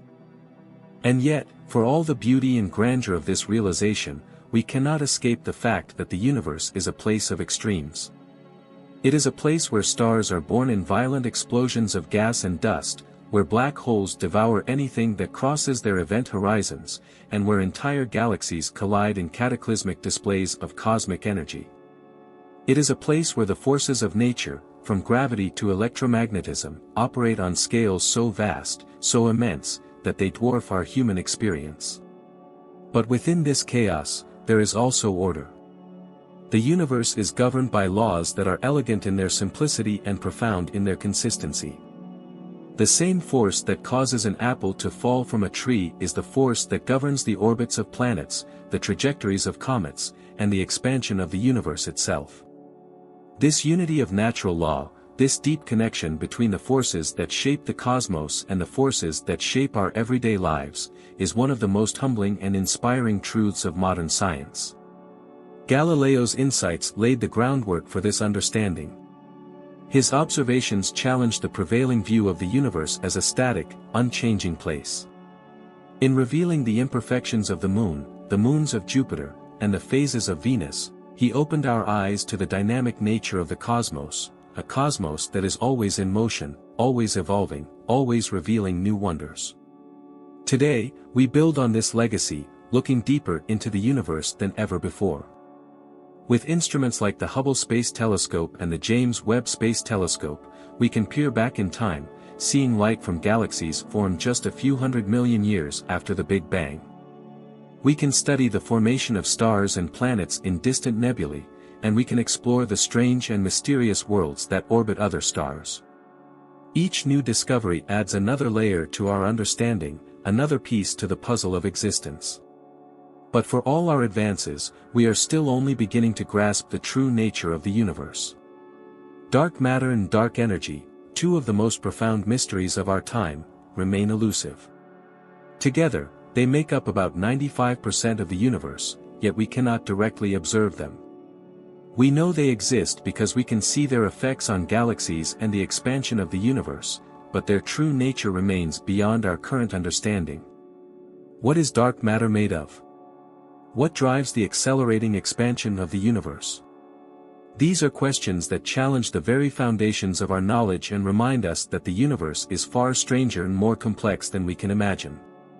Galileo, were he alive today, would undoubtedly marvel at these mysteries. He would relish the unknown, seeing in it the same potential for discovery that he saw in the night sky through his telescope. And Sagan, too, would remind us that the search for answers to these cosmic questions is not just a scientific endeavor, it is a deeply human one. For in seeking to understand the universe, we are also seeking to understand ourselves. Consider the search for life beyond Earth. This quest is, at its core, a reflection of our deepest questions about existence. Are we alone in the universe? Is life a rare and fragile phenomenon, confined to a single planet in a single solar system? Or is it common, spread across the stars like grains of sand on a beach? These are questions that transcend science, they touch on the very nature of who we are and what it means to be alive. The discovery of even the most basic form of life, microbial life on Mars, for example, would be one of the most profound moments in human history. It would confirm that life is not a singular anomaly, but a natural consequence of the universe's unfolding. It would force us to reconsider our place in the cosmos, to see ourselves not as isolated beings on a lonely planet, but as part of a larger cosmic community. And if we were to discover intelligent life, if we were to make contact with a civilization that has been observing the universe as long as we have, or perhaps even longer, it would fundamentally change the way we view ourselves and our world. It would challenge our assumptions about intelligence, consciousness, and what it means to be human. Yet even if we never find life beyond Earth, the search itself has value. It teaches us about the fragility of life, the conditions that make life possible, and the delicate balance that sustains it. In exploring other worlds, we learn more about our own, and in seeking to understand the cosmos, we deepen our understanding of ourselves. This is perhaps the most profound legacy of Galileo and Sagan. They showed us that the universe is not something to be feared or avoided, but something to be embraced. They taught us that curiosity is the driving force behind all human progress, and that the search for knowledge is a noble and necessary endeavor.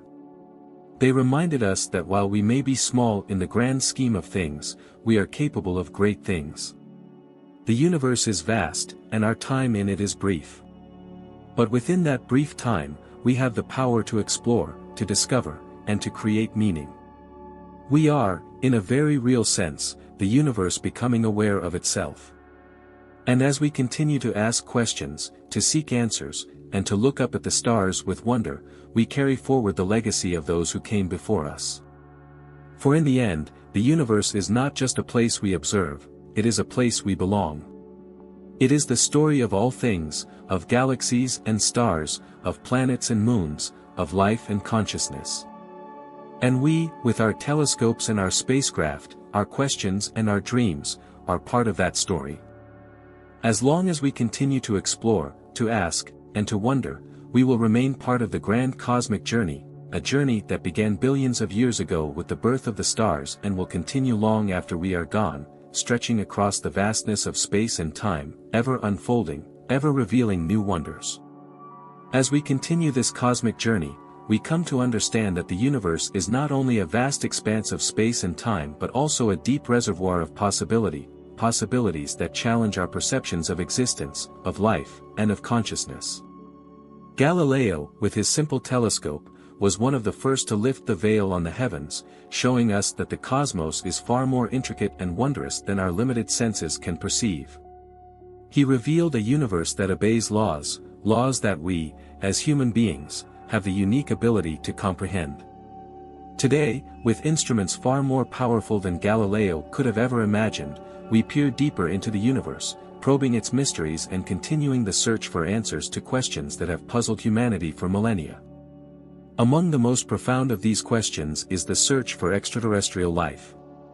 We know that the building blocks of life, organic molecules, are common throughout the universe. We have detected them in comets, in the atmospheres of distant planets, and in the cold, dark clouds of interstellar space. But the question remains, is life, as we know it, a rare and precious phenomenon, or is it one of the universe's many expressions of its own potential? As we send probes to Mars, as we study the icy moons of Jupiter and Saturn, and as we explore exoplanets orbiting distant stars, we are driven by this question. It is a question that transcends science, it touches the core of our human identity. Are we alone in this vast cosmic sea, or are we part of a larger, interconnected web of life that spans the stars? If we were to find life beyond Earth, whether in the form of simple microbes beneath the surface of Mars or more complex organisms swimming in the hidden oceans of Europa or Enceladus, it would represent one of the most significant discoveries in the history of humanity. It would tell us that life is not confined to the narrow conditions of our own planet, but that it is, perhaps, a fundamental feature of the universe, a phenomenon that arises wherever the conditions are right. But what if life is more than just a biological process? What if the universe is filled with not only life, but with intelligence, civilizations that, like us, have looked to the stars and wondered about their place in the cosmos? The possibility of intelligent extraterrestrial life is one that has fascinated thinkers for centuries.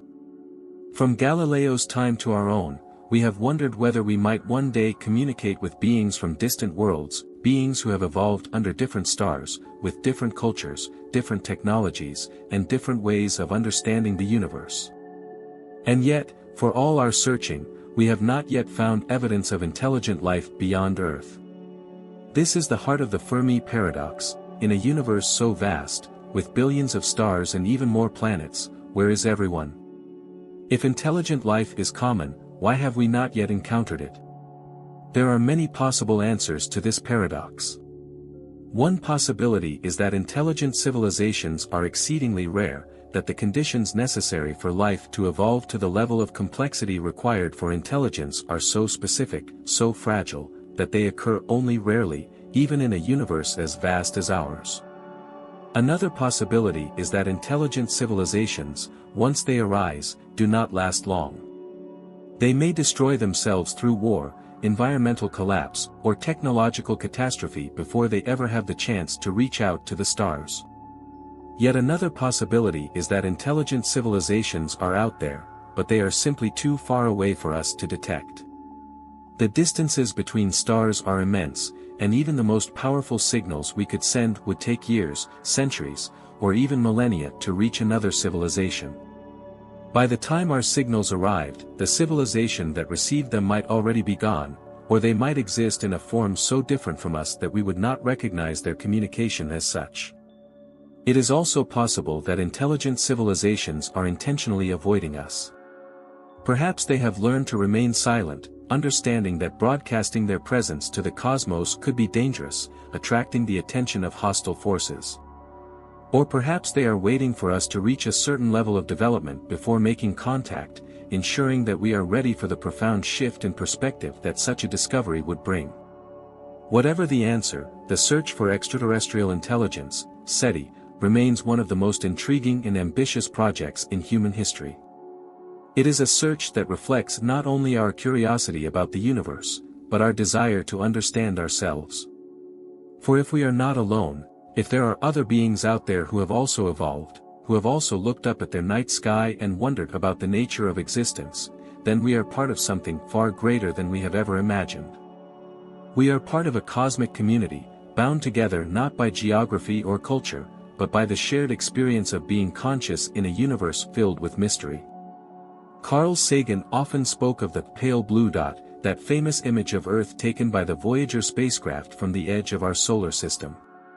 In that image, Earth appears as nothing more than a tiny speck, suspended in a beam of sunlight, floating in the vastness of space. From that distant vantage point, all of human history, all of our struggles and triumphs, all of our wars and discoveries, seem small and insignificant.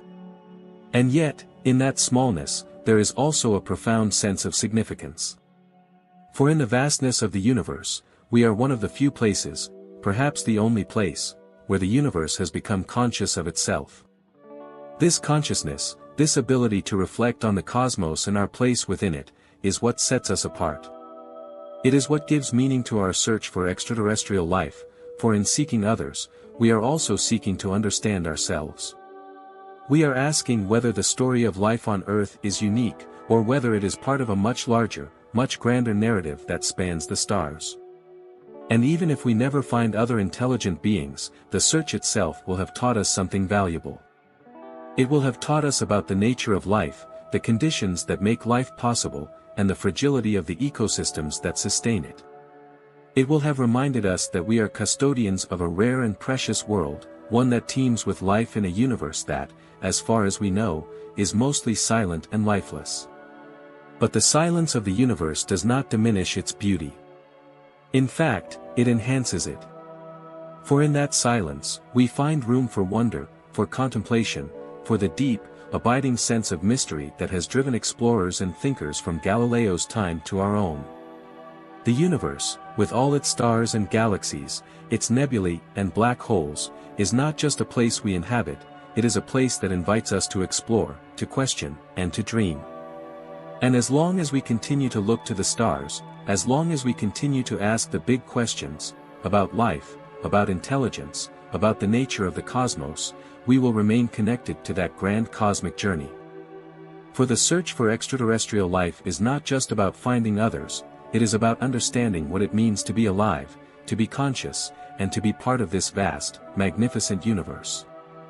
In the end, the greatest discovery may not be the detection of a distant civilization or the confirmation of life on another planet. The greatest discovery may be the realization that we are, in fact, the universe itself, made of stars, shaped by the same forces that govern the galaxies, and capable of wondering at the vastness of it all. As we venture further into this exploration, the questions surrounding extraterrestrial life continue to draw us deeper into the vast, mysterious fabric of the universe. Galileo's telescope, when first pointed toward the stars, revealed a cosmos filled with more complexity and motion than humanity had ever imagined.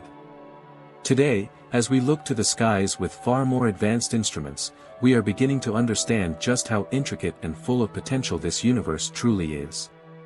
But it is not just the search for extraterrestrial life that drives us, it is the deeper quest to understand the nature of life itself.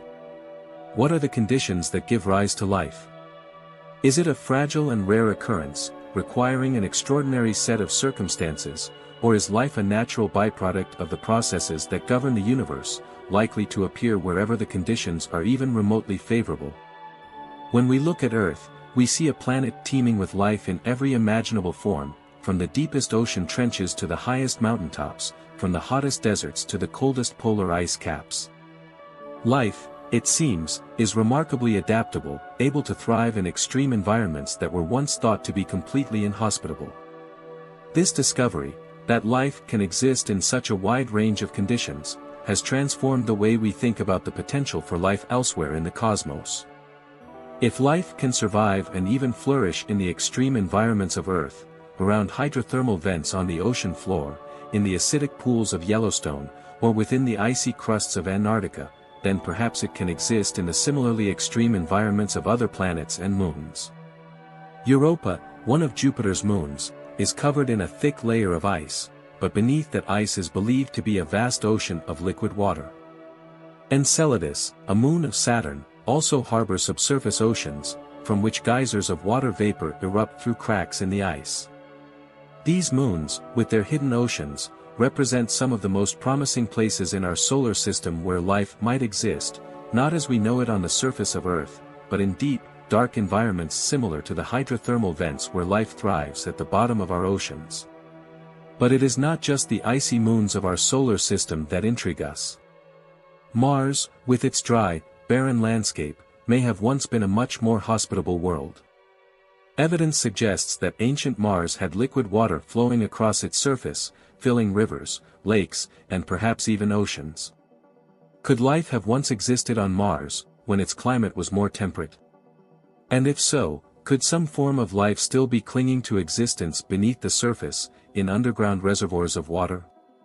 These are questions that drive the missions to Mars today, with rovers like Perseverance scouring the planet for signs of ancient life, and future missions aiming to bring samples back to Earth for closer study. Yet, for all the excitement about life within our own solar system, the real frontier of the search for life lies beyond, among the stars. The discovery of exoplanets, planets orbiting other stars, has opened up a whole new realm of possibility. We now know that planets are not rare, they are ubiquitous. Almost every star we observe has planets orbiting it, and some of these planets are located in what we call the habitable zone, the region around a star where conditions might be just right for liquid water to exist on a planet's surface. This discovery has revolutionized our understanding of the cosmos, suggesting that there may be countless worlds where life could potentially arise. And yet, for all our discoveries, the universe remains silent. Despite decades of searching, we have not yet detected any signals from intelligent civilizations. This brings us back to the Fermi paradox: if the universe is filled with potentially habitable planets, where is everyone? Why haven't we found any evidence of extraterrestrial intelligence? One possible explanation is that intelligent life is indeed extremely rare. Perhaps the conditions required for life to evolve to the level of intelligence are far more specific than we realize. Or perhaps intelligent civilizations, once they arise, do not last long enough to make contact with others. After all, we humans have only been capable of sending signals into space for a little over a century, a mere blink of an eye in the grand timeline of the universe. Another possibility is that advanced civilizations are simply too far away. The distances between stars are so vast that even if intelligent beings are out there, communicating with them would be a slow and difficult process, requiring patience and technology far beyond what we currently possess. It is also possible that intelligent civilizations use forms of communication that we do not yet understand, or that they exist in ways that are so fundamentally different from us that we are incapable of recognizing their presence. But there is another, more philosophical possibility to consider. Perhaps the reason we have not found extraterrestrial intelligence is because we are, in fact, the first. What if humanity is among the earliest civilizations to emerge in the universe? If that is the case, then we are pioneers, standing at the dawn of a new cosmic era, one in which intelligent life is just beginning to take hold in the universe. This idea is both exhilarating and humbling. It suggests that we, as a species, have a unique responsibility. We are not only explorers of the cosmos, we are its first witnesses, its first conscious observers. This possibility, that we are alone, at least for now, forces us to confront our own fragility. Our civilization is young, and we are only just beginning to understand the complexities of the universe. We have the ability to look out at the stars, to imagine what might exist on distant worlds, and to dream of a future in which we might one day travel to those worlds. But at the same time, we are reminded that our place in the cosmos is delicate. The Earth, with its life-sustaining atmosphere, its abundance of water, and its rich biodiversity, is a rare and precious world. We must take care of it, for it may be the only home we ever have. This brings us back to the pale blue dot, that image of Earth taken from the edge of the solar system, a tiny speck of blue in the vastness of space. From that distant vantage point, we see Earth not as a collection of nations, not as a battleground of ideologies, but as a single, fragile world, floating in the dark void of the cosmos. It is a reminder that we are all in this together, that our differences pale in comparison to the immensity of the universe, and that the challenges we face, climate change, resource depletion, conflict, must be addressed with the understanding that we are one species, sharing one planet. Galileo, in his time, could not have imagined the world we live in today, where we send robotic explorers to other planets, where we detect planets orbiting distant stars, and where we contemplate the possibility of life beyond Earth. But he understood, as we do now, that the search for knowledge is a noble and necessary pursuit. It is through this search that we come to understand not only the universe but ourselves. Carl Sagan often spoke of the cosmic perspective, the idea that by looking outward, by exploring the universe, we gain a deeper understanding of our place within it. This perspective is not only humbling, it is empowering. It reminds us that while we may be small in the grand scheme of things, we are capable of great things. We are capable of exploring, of understanding, and of creating meaning in a universe that is, for the most part, indifferent to our existence. And so, as we continue our search for life beyond Earth, let us carry with us the curiosity of Galileo and the wonder of Sagan. Let us explore the cosmos not only with our instruments and our technologies but with our minds and our hearts. For in the end, the search for extraterrestrial life is not just about finding others, it is about understanding what it means to be alive in a universe that is vast, mysterious, and beautiful. Whether or not we find life beyond Earth, the search itself is a testament to the human spirit, a spirit that seeks to understand, to explore, and to connect with the cosmos. And as long as we continue to look up at the stars with wonder, as long as we continue to ask questions and seek answers, we will remain part of the grand cosmic journey, a journey that began long before us and will continue long after we are gone, stretching across the stars and the galaxies, ever unfolding, ever revealing new wonders. As we move forward into the heart of this cosmic journey, it becomes ever clearer that the search for extraterrestrial life is more than a scientific endeavor, it is a reflection of our most fundamental questions about existence. The more we learn about the universe, the more we realize how vast and ancient it is, and how little we know about the forces that shaped it. Yet, despite the staggering immensity of space and time, the human desire to explore, to discover, and to connect has persisted through the ages. Galileo's telescope, though primitive by today's standards, was a window to the universe, a tool that transformed the way humanity understood its place in the cosmos. It was through that small lens that we first glimpsed moons orbiting Jupiter, shattering the ancient belief that all heavenly bodies revolved around the Earth. Galileo's discoveries represented the first crack in a worldview that placed us at the center of creation. Today, we look back on those early observations and realize they were the beginning of something much larger, an ongoing journey to understand not only the universe but our role within it. Carl Sagan built upon this foundation, using the tools of modern science to reveal the extraordinary nature of the cosmos. He reminded us that the same laws of physics apply everywhere in the universe, from the smallest atom to the largest galaxy. And he reminded us, too, that we are made of the same elements as the stars, that the universe is not something apart from us, but something we are intrinsically connected to. This realization is at once humbling and empowering. It tells us that while we may be small, our ability to understand the universe is one of the most remarkable achievements of life itself. Now, as we continue to search for other forms of life in the universe, we are forced to ask ourselves, what would it mean to discover that we are not alone? How would contact with an extraterrestrial civilization change our understanding of ourselves and our place in the cosmos?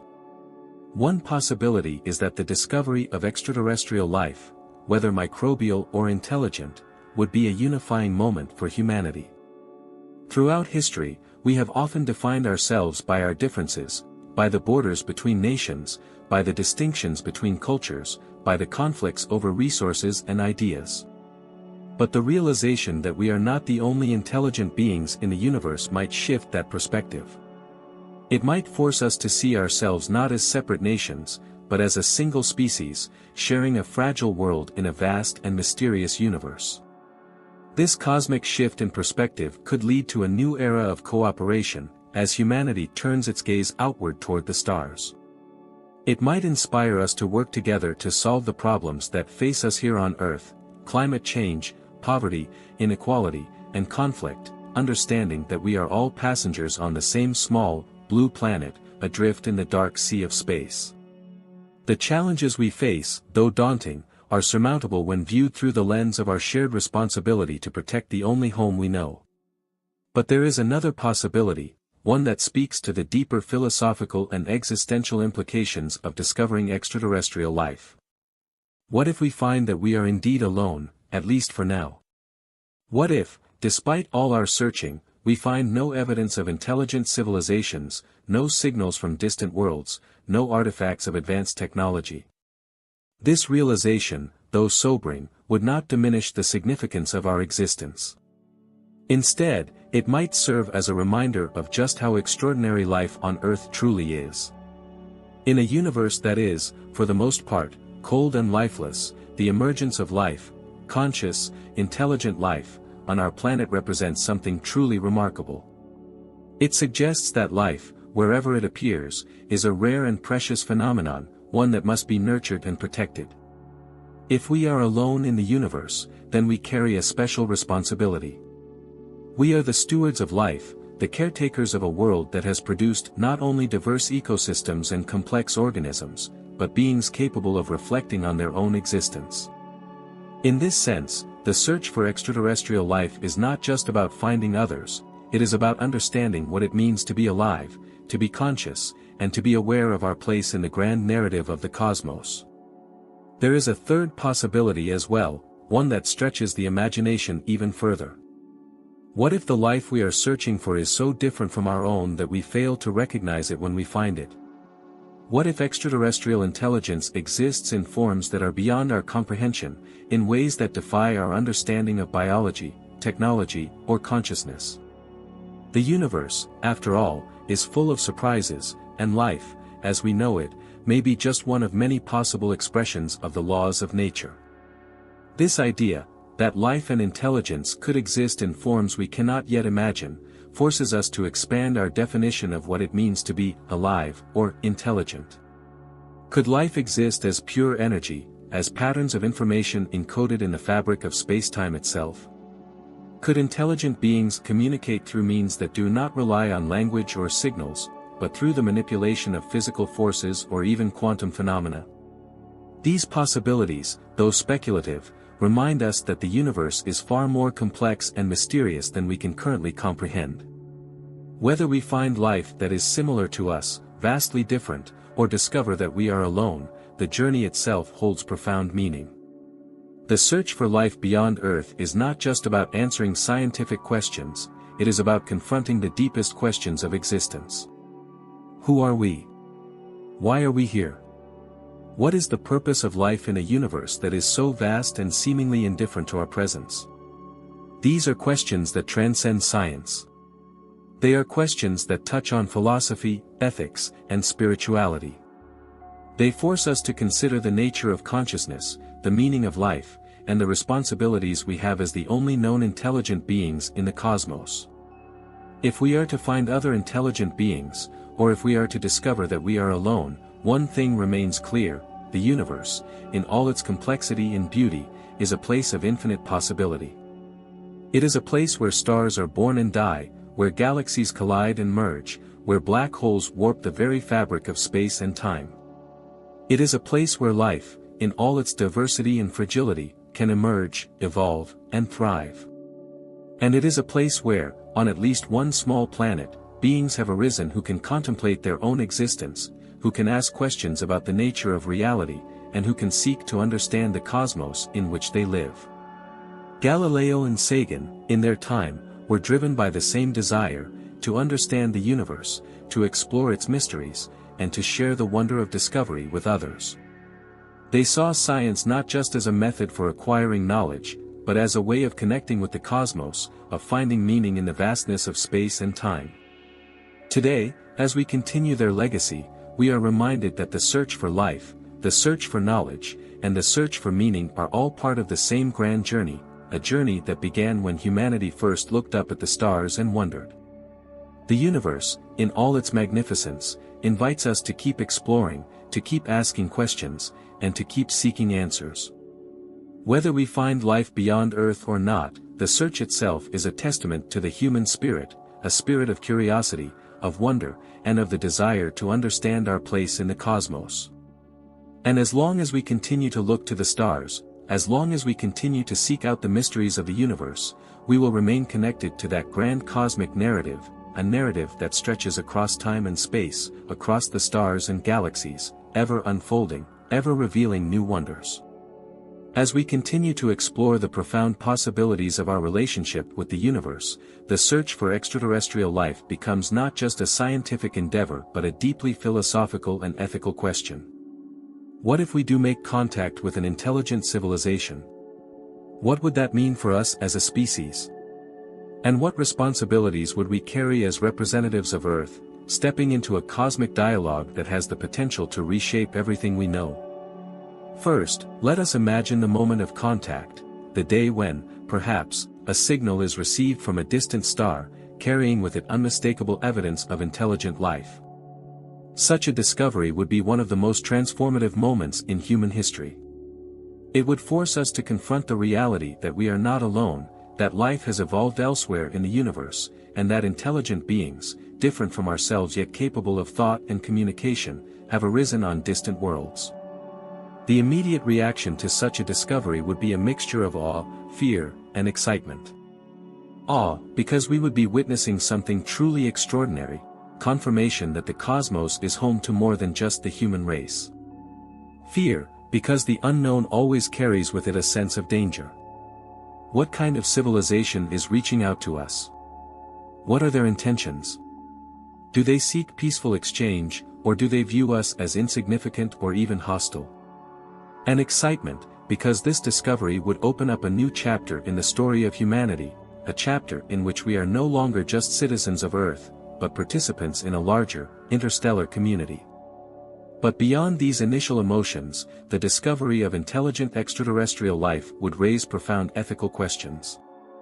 How do we engage with a civilization that may have developed in ways entirely different from our own? What kind of dialogue can we have with beings whose cultures, technologies, and philosophies may be far beyond our comprehension? And how do we ensure that this contact does not lead to unintended harm, either to ourselves or to the civilization we encounter? One of the first challenges we would face is the issue of communication. Even if we receive a signal from another civilization, understanding its meaning would be an enormous task.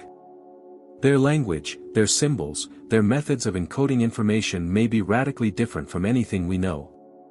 If their biology or technology has evolved along completely different lines from ours, they may think, process information, or even experience reality in ways that are incomprehensible to us. This is a scenario that reminds us of the limitations of human understanding, even as we strive to transcend them. Yet, if we manage to decode their message, if we are able to establish some form of communication, we would then be faced with the deeper ethical question of how to proceed. Do we immediately respond, eager to engage in a dialogue with this alien civilization? Or do we take a more cautious approach, weighing the potential risks before making our presence known? After all, history has shown that contact between civilizations on Earth, especially when one is more technologically advanced than the other, can lead to unintended consequences, often with tragic results. This brings us to one of the central ethical dilemmas of contact with extraterrestrial intelligence, the balance between curiosity and caution. On one hand, the desire to learn, to explore, and to connect with another form of intelligent life is a fundamental aspect of the human spirit. It is the same drive that led Galileo to point his telescope at the stars and that inspires us to send spacecraft to distant planets. On the other hand, the unknown nature of extraterrestrial civilizations means that we must approach contact with humility and respect, recognizing that we may not fully understand the consequences of our actions. We must also consider the potential risks to ourselves. What if the civilization we contact is far more advanced than we are? What if they view us as primitive, inconsequential, or even dangerous? In such a scenario, the power dynamics between our two civilizations could be highly asymmetrical, and we would need to tread carefully to avoid provoking hostility or misunderstanding. Moreover, the introduction of advanced alien technology or knowledge could have profound effects on our own society, potentially disrupting our economic, political, and social systems in ways we cannot predict. At the same time, we must consider the risks to the extraterrestrial civilization. If we are the more advanced species, we have a responsibility to ensure that our contact does not cause harm. History is filled with examples of how more technologically advanced civilizations have inadvertently, or deliberately, destroyed or oppressed less advanced societies. In our eagerness to share knowledge or establish relationships, we must be mindful of the impact we might have on the development of the other civilization. This is not just a matter of ethics, it is a matter of responsibility. If we are to step onto the interstellar stage, we must do so with the understanding that our actions could have consequences that extend far beyond our own planet.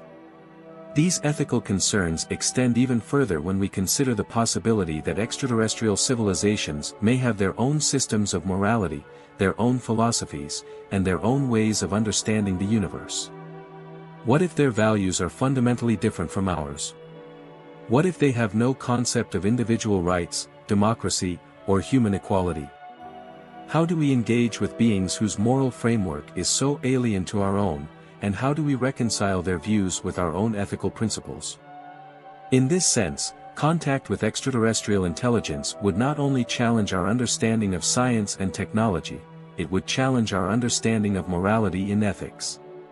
It would force us to confront the fact that our ethical systems, which we often view as universal, may be just one way of making sense of a complex and diverse universe.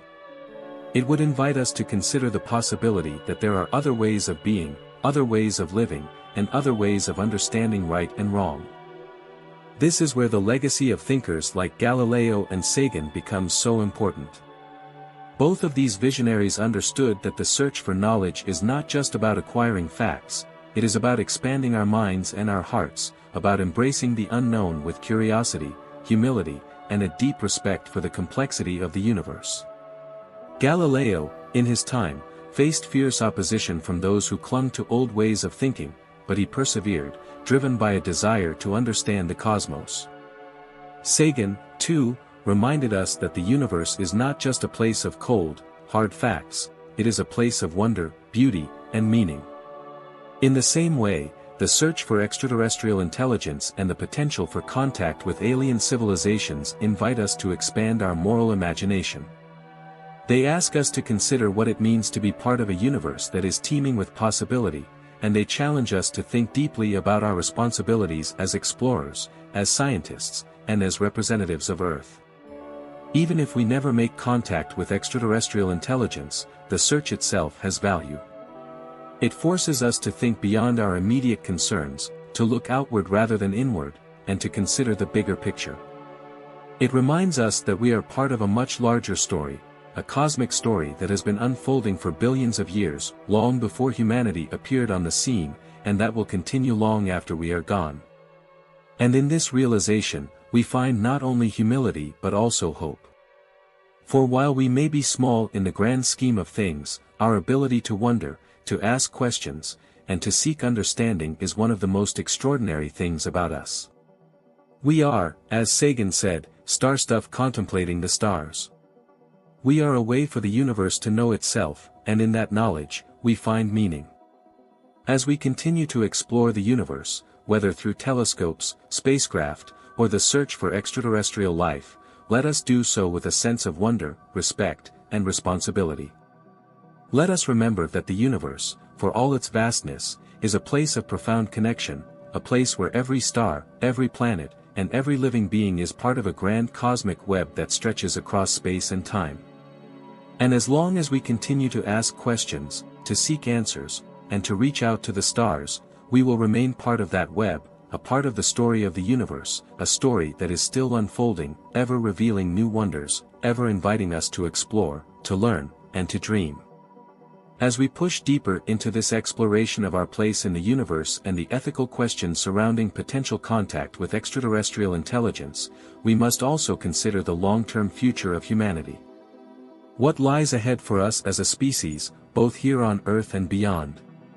How will our relationship with the cosmos shape our future, and how will our understanding of the universe influence the decisions we make as we move toward becoming a spacefaring civilization?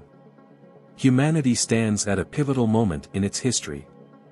For most of our existence, we have been confined to the surface of our planet, gazing up at the stars with curiosity and wonder but lacking the means to reach them. Now, for the first time, we have the technological capability to send spacecraft beyond Earth, to explore other planets, and perhaps one day to establish human colonies on worlds beyond our own. This represents not just a technological achievement, but a profound shift in how we think about our place in the universe. The idea of becoming a multiplanetary species, of expanding human civilization beyond the Earth, is both thrilling and daunting. It is thrilling because it opens up new horizons for exploration, discovery, and growth. The possibilities are endless. We could build colonies on Mars, mine asteroids for resources, travel to the outer reaches of our solar system, and perhaps even venture to other stars. These are dreams that have fueled the imaginations of scientists, writers, and visionaries for generations. But it is also daunting because it forces us to confront some of the most difficult ethical questions we have ever faced. What responsibilities do we carry as we expand beyond Earth? How do we ensure that we do not repeat the mistakes of our past, colonization, exploitation, environmental destruction, as we move into the cosmos? And what kind of future do we want to create as we take our first steps into the universe? One of the first challenges we will face as we move beyond Earth is how to treat other planets and celestial bodies. Should we view them as resources to be exploited, or as places to be protected and preserved? Mars, for example, is a world that has long captivated the human imagination. It is the most Earth-like planet in our solar system, with polar ice caps, seasons, and evidence that it once had flowing water on its surface. Many scientists believe that Mars could one day be terraformed, transformed into a habitable world for humans, with an atmosphere and climate similar to Earth's. This would allow us to establish permanent colonies on the planet, creating a second home for humanity. But the idea of terraforming Mars raises profound ethical questions. If we have the ability to transform a planet, do we have the right to do so? What if Mars harbors microbial life, deep beneath its surface or in its polar ice caps? Even the discovery of the most primitive forms of life would change the ethical calculus. Do we have the right to alter an environment that might support life, even if that life is very different from our own? Or should we prioritize the preservation of Mars in its natural state, allowing it to remain untouched by human hands? These questions become even more complex when we consider the possibility of finding more advanced forms of life on other worlds. If we discover an extraterrestrial civilization, how do we engage with them in a way that respects their autonomy, their culture, and their rights? How do we ensure that our contact does not cause harm either to them or to us? These are questions that we must grapple with now, as we stand on the brink of becoming a spacefaring species. Beyond the ethical considerations of planetary exploration and contact with extraterrestrial life, we must also think about the kind of society we want to create as we move into space. Space exploration, by its very nature, requires global cooperation. No single nation can shoulder the burden of space exploration alone. It is too vast, too expensive, and too complex. The International Space Station, for example, is a testament to what can be achieved when nations come together to work toward a common goal. It represents a model for future space exploration, one in which humanity collaborates as a species, rather than competing as individual nations. As we expand into space, we must carry this spirit of cooperation with us. The challenges we face, whether they be the logistical difficulties of establishing colonies on other planets, the ethical dilemmas of planetary protection, or the potential risks of encountering extraterrestrial civilizations, are too great for any one nation to solve alone. We must come together as a global community, united by our shared desire to explore, to discover, and to learn. But space exploration also forces us to confront the inequalities and injustices that exist here on Earth. As we invest resources in space exploration, we must ask ourselves, how do we ensure that the benefits of space are shared by all of humanity, rather than by a select few? How do we avoid creating new forms of inequality, where only the wealthy and powerful have access to the opportunities that space offers, while others are left behind? These questions are not just hypothetical, they are already being raised as private companies like SpaceX, Blue Origin, and others begin to take the lead in space exploration. While these companies have made remarkable strides in advancing space technology, there is a growing concern that the commercialization of space could lead to a future in which space becomes the domain of a few powerful corporations, rather than a shared resource for all of humanity.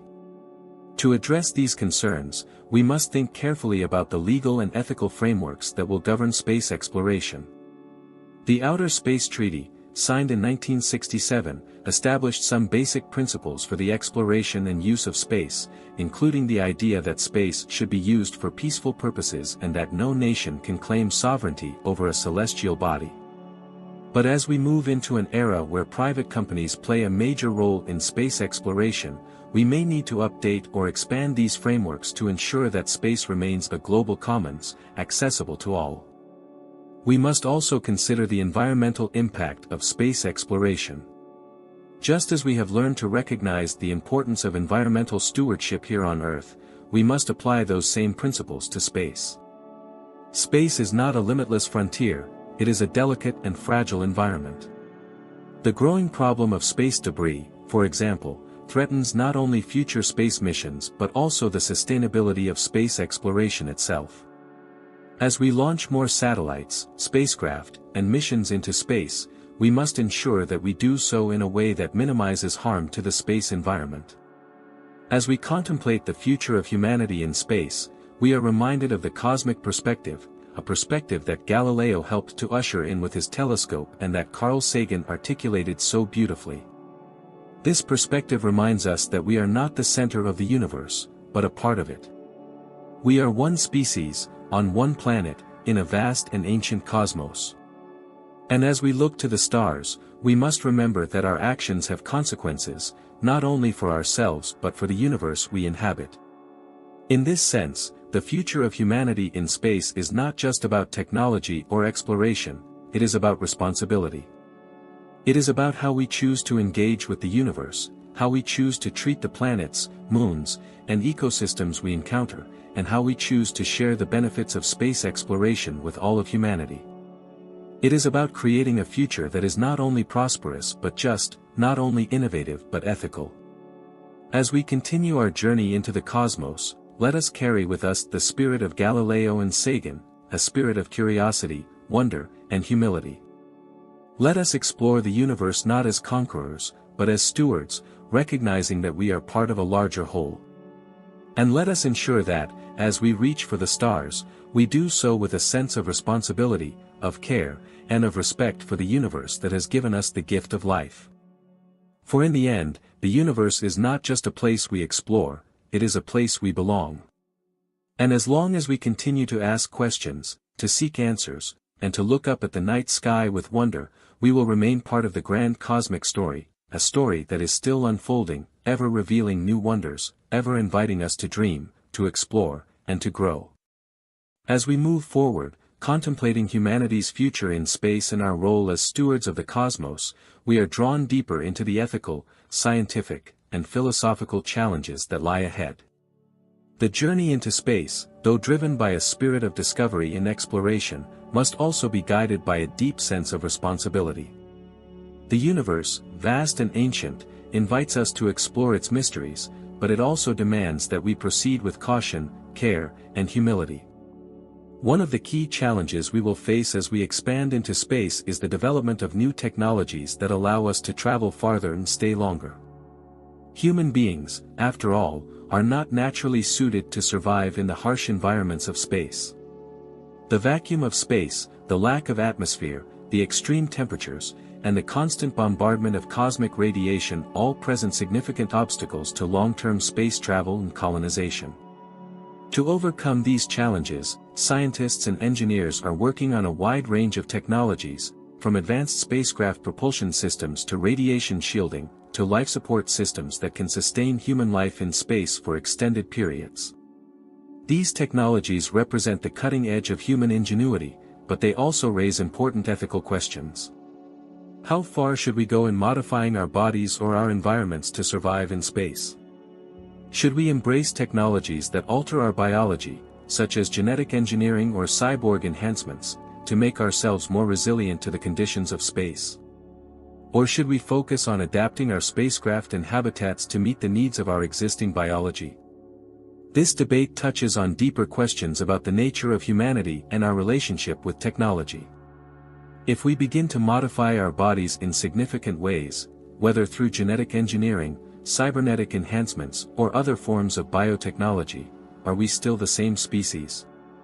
Do we risk losing something fundamental about what it means to be human as we evolve to become more adaptable to space?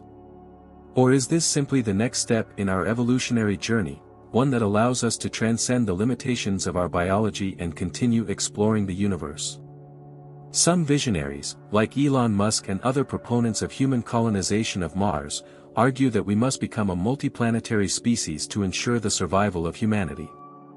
The idea is that by establishing colonies on other planets, we can safeguard our species against existential threats such as asteroid impacts, nuclear war, or climate change. In this view, space is not just an opportunity for exploration, it is a lifeboat, a way to ensure the continuation of human civilization in the face of potential disaster. Yet, even as we plan for life on other planets, we must also consider the moral implications of leaving Earth behind.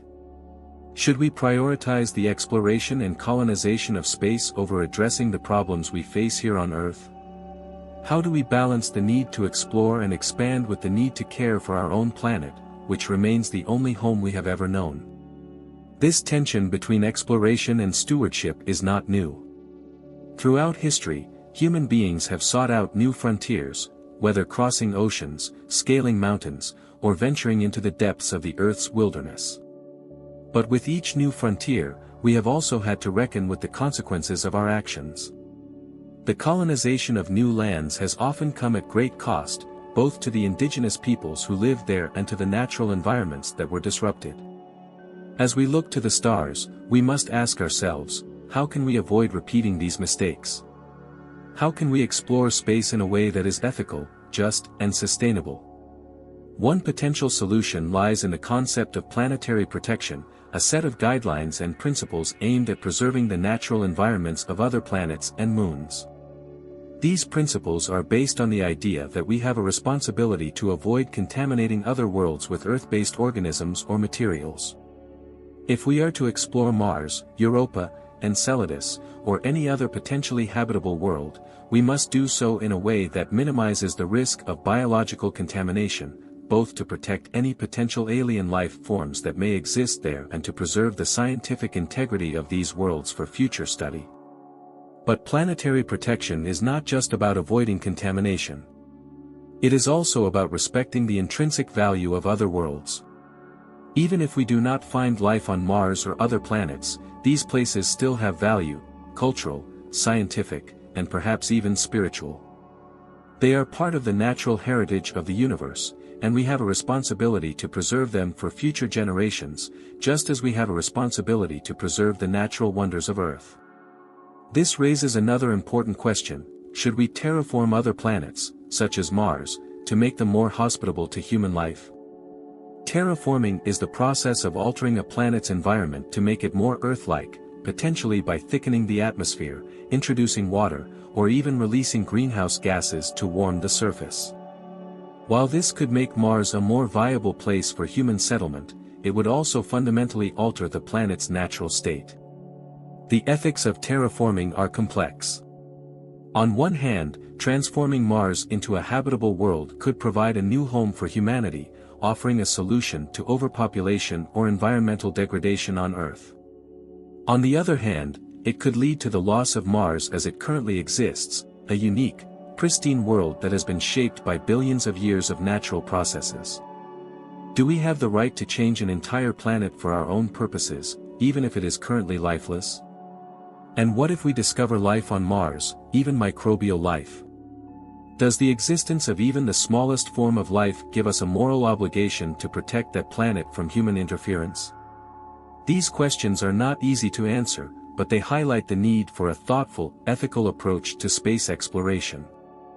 As we move forward into the cosmos, we must ensure that our actions are guided by respect for both the universe and ourselves. We must ask not only what we can do, but what we should do. At the same time, the journey into space offers us the opportunity to reflect on the nature of progress and the values we want to carry with us as we explore new worlds. What kind of society do we want to build in space? How do we ensure that space exploration benefits all of humanity, rather than just a select few? And how do we create a future that is not only technologically advanced but also socially and environmentally just? In many ways, the challenges we face in space mirror the challenges we face here on Earth. As we grapple with issues like climate change, resource depletion, and inequality, we are reminded that the future is not predetermined, it is something we create through the choices we make. The same is true of space exploration. The decisions we make now, as we begin to explore the cosmos, will shape the future of humanity for generations to come. Carl Sagan often spoke of the pale blue dot, that image of Earth taken from the far reaches of our solar system. In that image, Earth appears as nothing more than a tiny speck, a fragile dot suspended in the vastness of space. From that perspective, our divisions, our conflicts, and our struggles seem small and insignificant. And yet, that pale blue dot is the only home we have ever known. It is the cradle of life, the place where humanity has evolved, and the only world that sustains us. As we look to the stars, we must remember the lessons of the pale blue dot. We must remember that we are part of something much larger than ourselves, part of a universe that is ancient, complex, and full of mystery. And we must carry with us the understanding that, while the universe offers us endless possibilities for exploration and discovery, we have a responsibility to care for the worlds we encounter, just as we have a responsibility to care for our own. In the end, the journey into space is not just about expanding our knowledge or our reach, it is about expanding our understanding of what it means to be human. It is about recognizing that we are part of a grand cosmic story, one that has been unfolding for billions of years and will continue long after we are gone. And as we take our first steps into that story, let us do so with a sense of wonder, a sense of responsibility, and a deep respect for the universe and all that it contains. For in the vastness of space, we may find not only new worlds but new ways of understanding ourselves and our place in the cosmos. And as long as we continue to explore with curiosity, humility, and care, we will remain part of the grand cosmic journey, a journey that connects us not only to the stars but to each other and to the universe as a whole. As we delve further into the philosophical and ethical dimensions of humanity's future in space, it becomes increasingly clear that our journey to the stars is not only a technological adventure but also a profound moral and existential challenge. The choices we make now, at this critical juncture, will shape the legacy we leave behind, not only on Earth but throughout the cosmos. How we choose to explore space, how we interact with new environments, and how we handle the discovery of extraterrestrial life, if it happens, will define us as a species. One of the most significant aspects of space exploration is the opportunity it offers to redefine what it means to be human. For thousands of years, humanity's story has been tied to Earth, to the cycles of nature, the seasons, the limits of geography, and the forces of biology that govern our lives. But as we step into the realm of space, those limitations begin to dissolve. Space, with its vastness, its lack of gravity, its infinite horizons, challenges our most basic assumptions about existence. Consider the possibility of long-term human settlements on other planets, such as Mars. What would life be like for the first generation of Martian colonists, and how would their experience differ from life on Earth? Mars is a world unlike any we have ever lived on. Its gravity is only about 1/3 that of Earth, its atmosphere is thin and unbreathable, and its surface is bombarded by radiation from space. In such an environment, humans would need to rely on advanced technology to survive, artificial habitats, life support systems, and protective suits.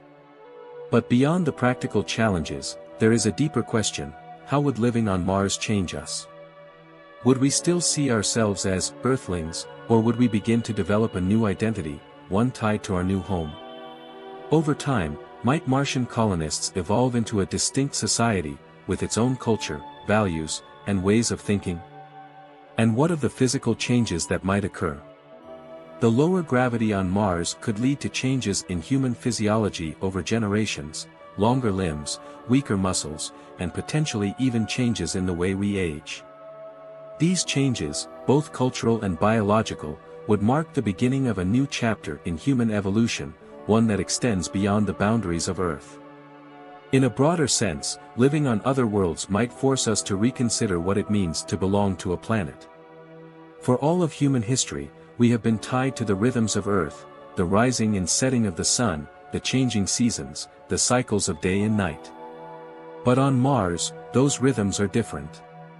A Martian day, or sol, is slightly longer than an Earth day, 24 hours and 39 minutes. A Martian year is nearly twice as long as an Earth year, and the planet's distance from the sun means that sunlight is weaker, its warmth more distant. What would it mean to live in a place where time itself is different, where the sky is not blue but a pale pinkish hue, where the stars seem farther away? These questions force us to confront the fluidity of human identity. We have always thought of ourselves as beings of Earth, shaped by its environments, its ecosystems, its gravity. But as we move into space, we are no longer bound by those conditions. We are entering a new phase of our existence, one in which we have the potential to transcend the limitations of our biology and geography, to become something more than we have ever been. But this potential also brings with it ethical responsibilities. As we explore new worlds, we must be mindful of the impact we have, both on the environments we encounter and on ourselves. The principle of planetary protection, which guides current missions to Mars and other celestial bodies, reminds us that we must take care not to contaminate these worlds with Earth-based organisms. This is not just a scientific concern, it is an ethical one. If we discover life on Mars, no matter how primitive, we must ask ourselves, what right do we have to interfere with that life? Do we have a duty to preserve Mars as it is, as a world shaped by its own processes, or should we prioritize human colonization and transformation of the planet to suit our needs? These are not easy questions, and they require us to think deeply about the value of life in all its forms, as well as the role we wish to play in the universe. We often think of ourselves as explorers, driven by a desire to understand and to expand our horizons. But we are also caretakers, responsible for the worlds we encounter and the life forms that may exist there. The ethical questions surrounding planetary protection extend beyond Mars. As we explore moons like Europa and Enceladus, which are believed to have subsurface oceans that could potentially harbor life, we must grapple with the same dilemma. Should we drill through the ice of these moons to explore their oceans, risking contamination, or should we leave these environments untouched, preserving them for future generations of scientists to study? How do we balance the desire for discovery with the responsibility to protect? These questions also lead us to reflect on our role as a species. Are we conquerors, expanding into new frontiers with the intent to reshape them in our image? Or are we stewards, recognizing the value of the cosmos as it is, and striving to preserve its natural beauty and integrity? The answer to these questions will shape the future of space exploration and determine the kind of legacy we leave for future generations. In many ways, the ethical dilemmas we face in space are an extension of the challenges we face on Earth. The same questions about environmental stewardship, the protection of ecosystems, and the rights of indigenous peoples apply to our exploration of other planets. Just as we must consider the impact of deforestation, climate change, and pollution on Earth, we must consider the potential consequences of our actions in space. The choices we make now, as we begin to expand beyond our home planet, will set the tone for the future of humanity in the cosmos. At the same time, space exploration offers us the opportunity to develop new ways of thinking about our relationship with the universe. The discovery of life on another world, whether microbial or intelligent, would force us to confront our place in the grand scheme of things. It would challenge our assumptions about the uniqueness of life on Earth and remind us that we are part of a much larger, much older story. If we do encounter intelligent life, the ethical challenges would become even more complex. How do we engage with a civilization that may be far more advanced than we are, or one that has developed along entirely different lines? What rights do we have in such an encounter, and what responsibilities? Should we prioritize peaceful coexistence, even if that means limiting our own expansion into space, or should we assert our own interests and pursue the colonization of new worlds, regardless of the impact on other civilizations? These questions echo the debates about colonialism and imperialism that have shaped human history.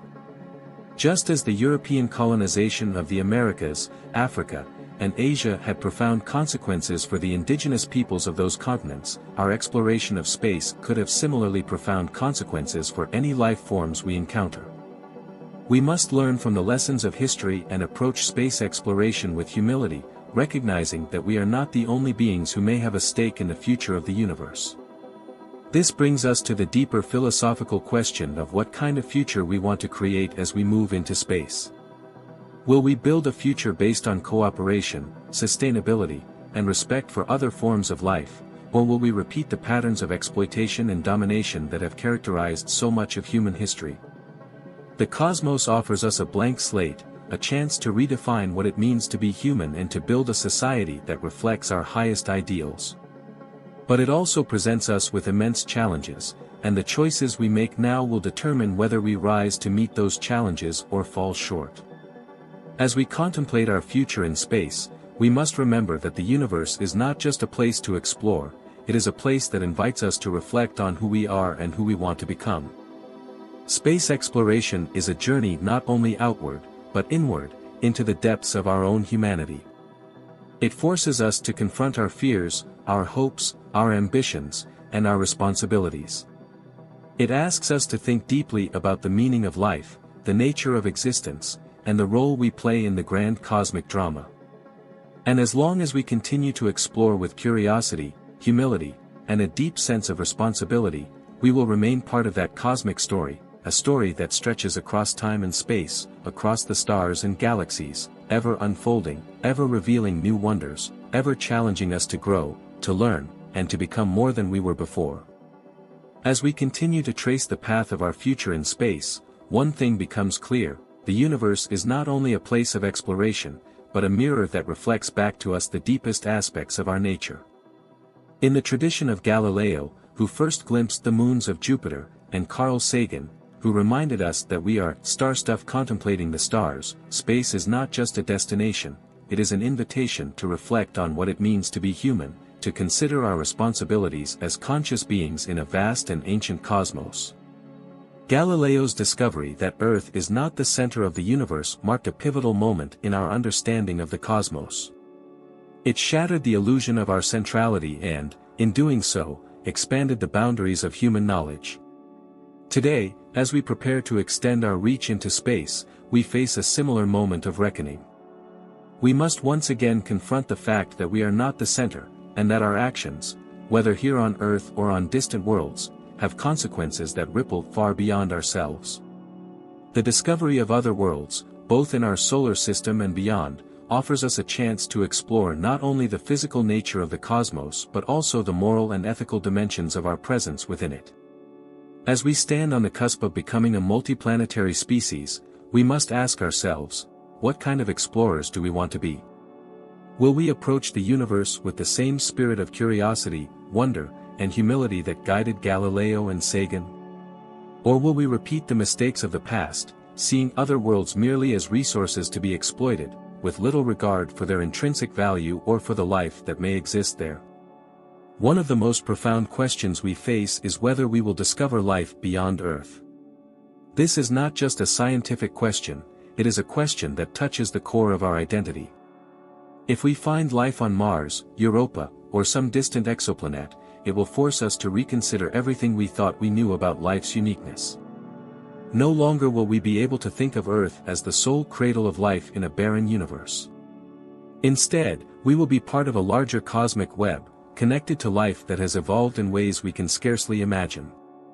But even if we do not find life elsewhere, the universe itself, in its vast complexity, holds immense value.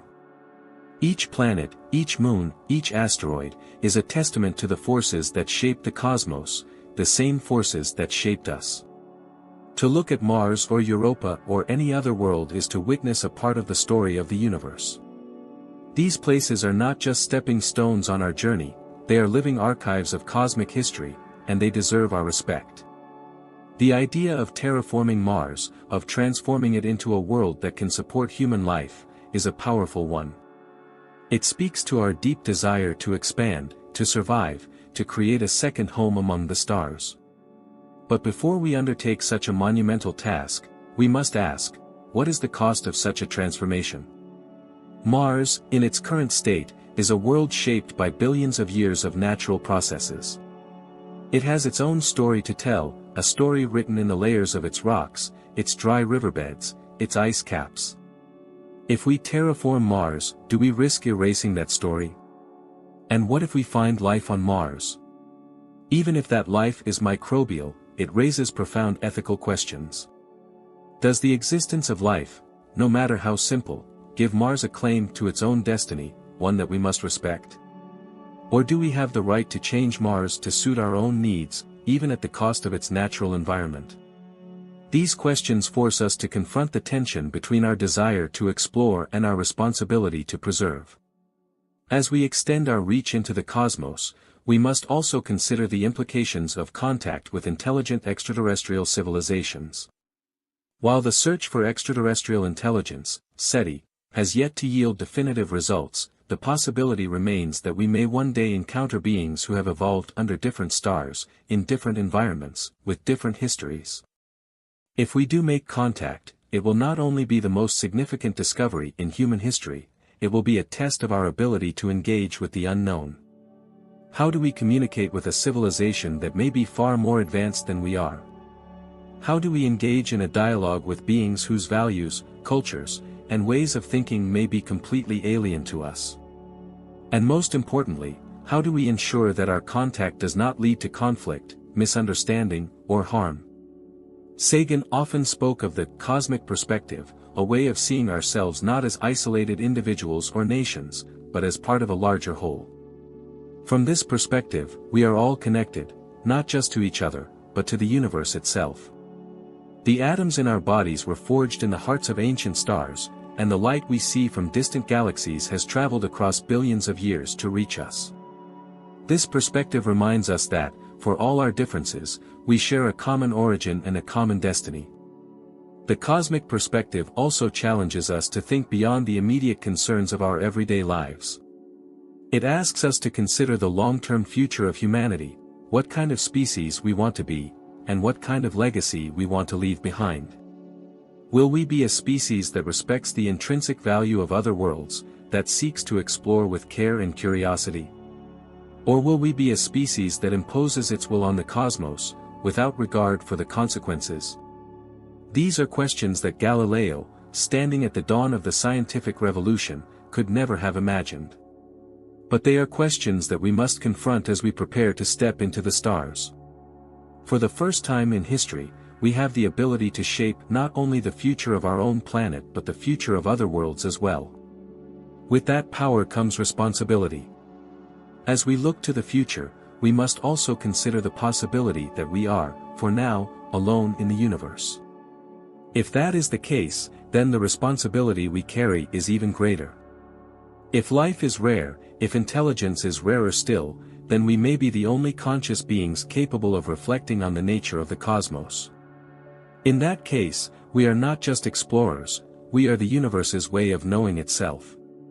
And with that knowledge comes the obligation to care for the universe, to protect it, and to ensure that its wonders are preserved for future generations.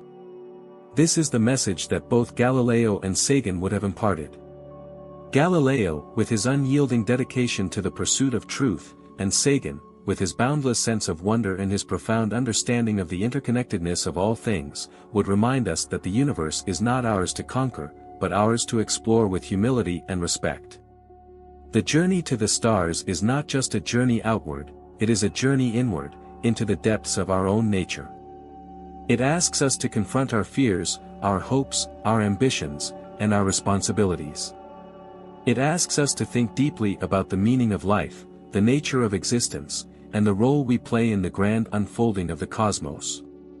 As we continue this journey, let us carry with us the lessons of those who came before us. Let us explore the universe with curiosity, wonder, and a deep respect for the unknown. And let us remember that, for all our achievements, we are still at the beginning of the cosmic story, a story that stretches across time and space, across stars and galaxies, ever revealing new wonders, ever inviting us to dream, to explore, and to grow. For in the end, the universe is not just a place we inhabit, it is a place we are part of. And as long as we continue to seek knowledge, to ask questions, and to look up at the night sky with wonder, we will remain connected to the stars, to the cosmos, and to each other in ways that transcend the limits of time and space. As we venture further into the cosmic reflection, one theme continues to resonate: the universe is not just an expanse of stars, planets, and galaxies, it is a place of deep connection.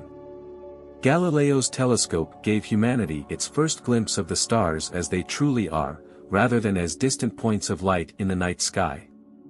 In his time, those observations radically shifted our understanding of the universe, dismantling old, Earth-centered ideas and opening a doorway to infinite possibilities. Today, that door remains wide open, and every discovery we make expands the horizons of our knowledge and reshapes our relationship with the cosmos. Carl Sagan often spoke of the transformative power of cosmic exploration. He reminded us that by looking outward into the universe, we also learn to look inward, to examine our place within the grander scheme of existence. This dual journey, both outward and inward, challenges us to reconsider not only what we are but who we are and what we might become. As we contemplate the next steps in humanity's journey into space, we face questions that are no less revolutionary than those posed in Galileo's time. What happens to humanity when we are no longer bound to the Earth? What happens when our species begins to stretch beyond its planetary cradle, when we leave behind the familiar cycles of day and night, of seasons and gravitational forces, to live among the stars? This is not merely a technical question, though the technological hurdles of colonizing other worlds are significant, but a philosophical one. What does it mean to be human when the environment that shaped us over millions of years is left behind? Our bodies, our cultures, our very psychology have all evolved in response to Earth's unique conditions. How will living on Mars, or aboard space stations, or perhaps even on interstellar spacecraft, change the essence of who we are? Imagine, for instance, the first generations of humans born on Mars. For them, Earth would not be a home but a distant, almost mythical place, a pale blue dot they have only seen in images or learned about from history. Their bodies would adapt to Mars' lower gravity, and over time, they might evolve physical traits suited to their new environment. Their society would undoubtedly develop its own culture, its own ways of thinking, its own relationship to the universe. What will it mean for these Martians to look up at the stars from their red planet, knowing that they are part of a species that has begun to extend its reach across the cosmos? This brings us to the idea of human evolution beyond Earth. As we spread out into space, the environments we encounter will shape us, just as Earth has shaped life here for billions of years. But unlike the slow, gradual process of evolution that has governed life on Earth, the environments of space may prompt rapid changes, technological, biological, and cultural. We might develop advanced technologies that allow us to survive in harsh environments, or we might use genetic engineering to enhance our body's abilities to withstand radiation, adapt to low-gravity conditions, or even breathe in alien atmospheres. Such possibilities raise profound questions. Will we still be human, in the traditional sense, if we begin to alter our biology to fit other worlds? Or will we become something new, a species that transcends its terrestrial origins? And what of consciousness itself? As we venture deeper into space, we will be confronted with distances and timescales far beyond anything we have ever experienced. Traveling to the nearest star systems, for instance, would take generations, even with the most advanced propulsion systems we can imagine. How will the human mind, accustomed to the cycles of a single lifetime and the rhythms of a single planet, adapt to journeys that span centuries or millennia? Will we develop new ways of thinking, new ways of experiencing time and space? Could we eventually transcend the biological limitations of the human body entirely, transferring our consciousness into machines or other forms of existence that are better suited for the rigors of space travel? These questions push the boundaries of what we currently understand about life, consciousness, and identity. But they also remind us that space is not just a frontier to be explored, it is a crucible for transformation. The challenges we face in space will not only test our technologies, they will test our values, our ethics, and our sense of who we are as a species. One of the most significant transformations that could occur in our journey into space is the evolution of our consciousness. As we explore new worlds, encounter new challenges, and possibly even meet other forms of intelligent life, we may be forced to expand our understanding of what it means to be conscious. Could there be forms of life whose consciousness operates in ways entirely foreign to us, perhaps through means we cannot even conceive? Could our own consciousness evolve in response to these encounters, becoming more fluid, more adaptable, more attuned to the universe? This is where the cosmic perspective becomes so essential. Sagan often reminded us that, from the vantage point of the universe, our differences here on Earth, our conflicts, our struggles, our divisions, seem insignificant. The universe does not care about national borders or political ideologies. It is vast, ancient, and indifferent to the small dramas of human life. And yet, within that indifference lies a profound truth: we are all connected. The atoms that make up our bodies were forged in the hearts of stars. The energy that powers our thoughts, our emotions, our very being, is part of the same cosmic forces that govern the galaxies. This realization, that we are part of the universe, not separate from it, invites us to think differently about our future in space.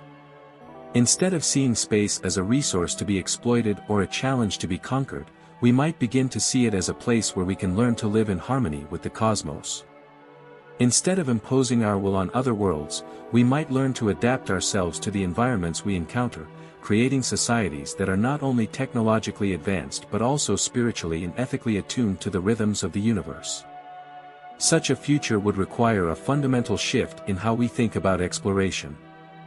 Rather than viewing space as a frontier to be dominated, we would need to approach it with humility, with a recognition of the limits of our knowledge and the vastness of the mysteries that remain. We would need to learn from the universe, to allow it to shape us as much as we shape it. At the heart of this shift is the understanding that exploration is not just about reaching new places, it is about expanding our consciousness. Galileo's observations of the moons of Jupiter did not just reveal new celestial bodies, they expanded the human mind, challenging old beliefs and opening up new ways of thinking about the universe. In the same way, our journey into space will not just take us to new planets or stars, it will expand our understanding of who we are, what we are capable of, and what it means to be alive in a universe that is both indifferent and full of possibility. As we continue this journey, let us carry with us the legacy of those who have come before us, the legacy of Galileo, who dared to look beyond the known world, and Sagan, who reminded us that we are not just explorers but participants in the cosmic story. Let us approach the universe with curiosity, with wonder, and with a deep respect for the unknown. For in the end, the universe is not just a place we explore, it is a place that explores us, revealing new aspects of our nature with every discovery we make. The stars, the galaxies, the black holes, and the nebulae, all are part of a grand cosmic dance, one that has been unfolding for billions of years and will continue long after we are gone. But in our brief moment, we have the opportunity to participate in that dance, to contribute to the story of the universe in ways that are both profound and beautiful. And as long as we continue to look up at the night sky, as long as we continue to ask questions and seek answers, we will remain part of that story, a story that connects us not only to the cosmos but to each other and to the very fabric of existence itself. As we venture deeper into the vastness of space, reflecting on the possible evolution of human consciousness and our ethical responsibilities, we find ourselves standing on the edge of profound change. The universe beckons us forward, inviting us not just to explore its distant reaches, but to explore the depths of our own identity, what it means to be human, to be conscious, and to be part of a cosmos that is, at once, both indifferent and deeply interconnected with our existence. Galileo, gazing through his telescope centuries ago, could not have foreseen the profound consequences of his discoveries. He could not have imagined that his observations of the moons of Jupiter would lead to a revolution in human thought, one that continues to resonate today. But like Galileo, we stand on the threshold of new discoveries, discoveries that will challenge the very foundations of what we know, that will push the boundaries of our understanding, and that will require us to reimagine our place in the universe. As we contemplate the future of humanity in space, one thing becomes clear: we will not remain the same. Just as the environment of Earth shaped the evolution of life here, the environments of space, its vacuum, its radiation, its lack of gravity, will shape the evolution of life beyond Earth. This raises the fascinating possibility that as we spread out into the cosmos, humanity itself may begin to diverge. Just as different environments on Earth led to the development of diverse cultures, languages, and physical traits, the environments of space may give rise to new forms of human existence.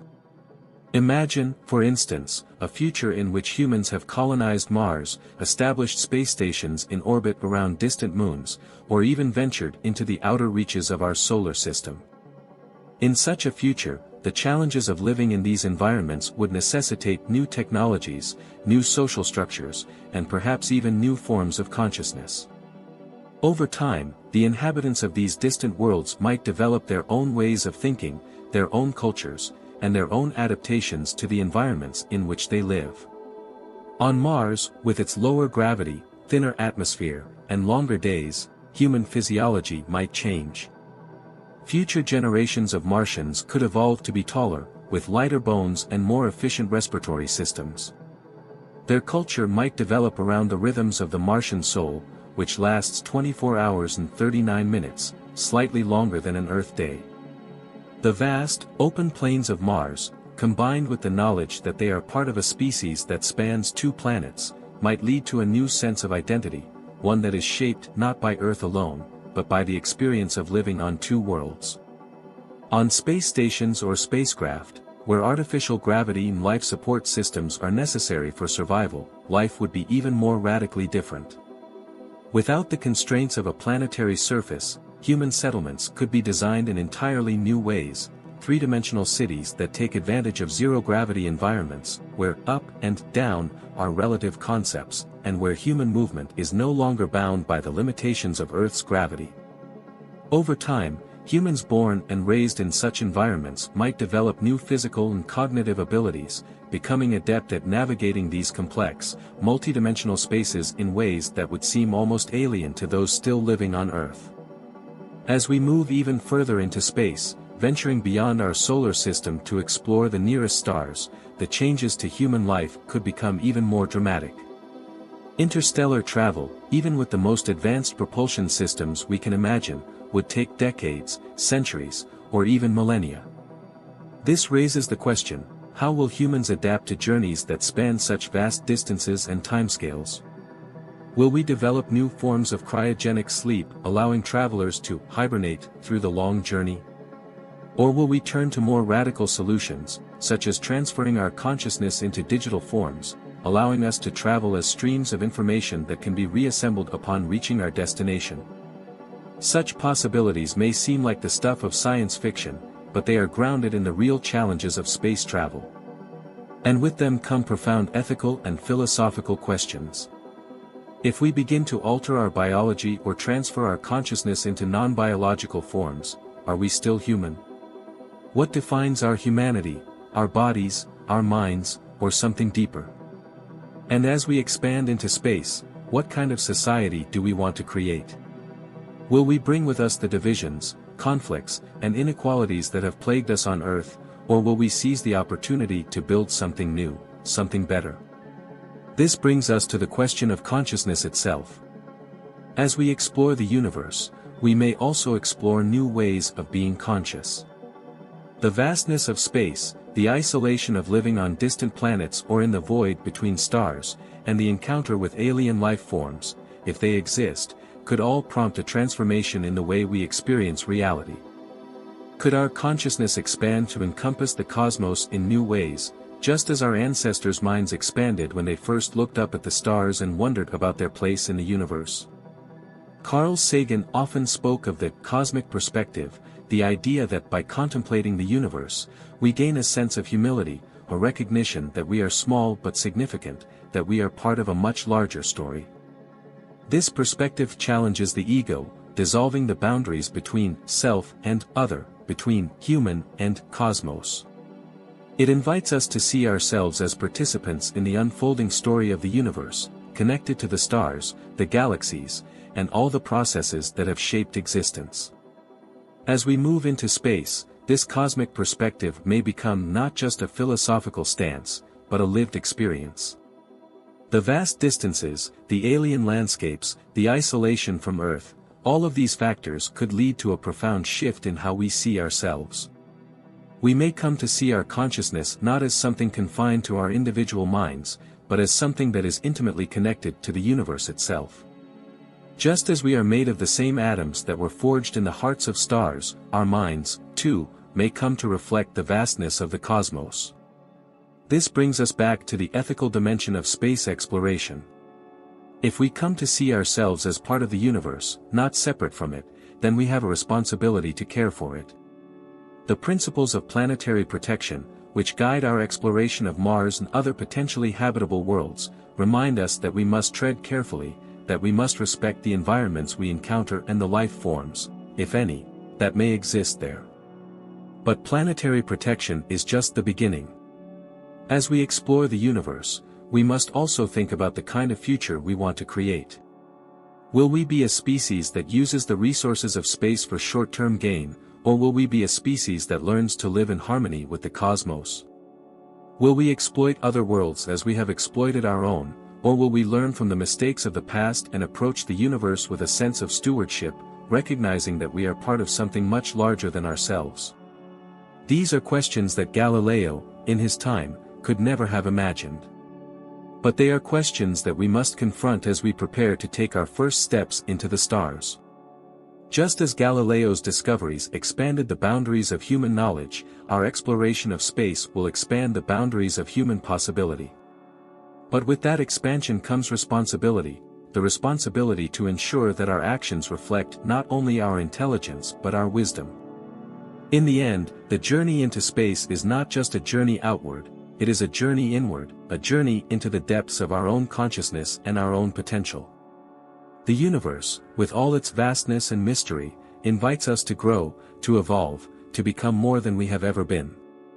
But it also invites us to reflect on what it means to be human, to be alive, and to be part of a cosmic story that is still unfolding. As we continue this journey, let us carry with us the lessons of Galileo and Sagan. Let us explore with curiosity, with wonder, and with a deep respect for the unknown. And let us remember that, for all our achievements, we are still at the beginning of the cosmic story, a story that stretches across time and space, across stars and galaxies, ever revealing new wonders, ever inviting us to dream, to explore, and to grow. For as long as we continue to look up at the night sky with wonder, as long as we continue to ask questions and seek answers, we will remain part of that story, a story that connects us not only to the cosmos but to each other, to the stars, and to the very fabric of existence itself. As we continue to reflect on the vastness of the cosmos and humanity's unfolding journey within it, we begin to recognize that this journey is not simply about exploration, it is about transformation. The universe, with its stars, galaxies, and mysteries, is calling us not just to discover new worlds, but to expand our understanding of what it means to be alive, to be conscious, and to be part of something infinitely greater than ourselves. Galileo's telescope shattered the boundaries of human knowledge, reminding us that our place in the cosmos is not at the center, but as a small part of an enormous, ever-expanding universe.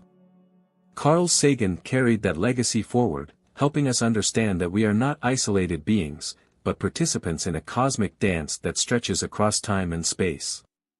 As we now stand on the brink of becoming a spacefaring species, we are once again at a moment of profound change, a moment that challenges us to reimagine who we are and what we are capable of becoming. One of the most compelling aspects of this transformation is the idea that the universe itself may influence not only our physical bodies, but our consciousness as well.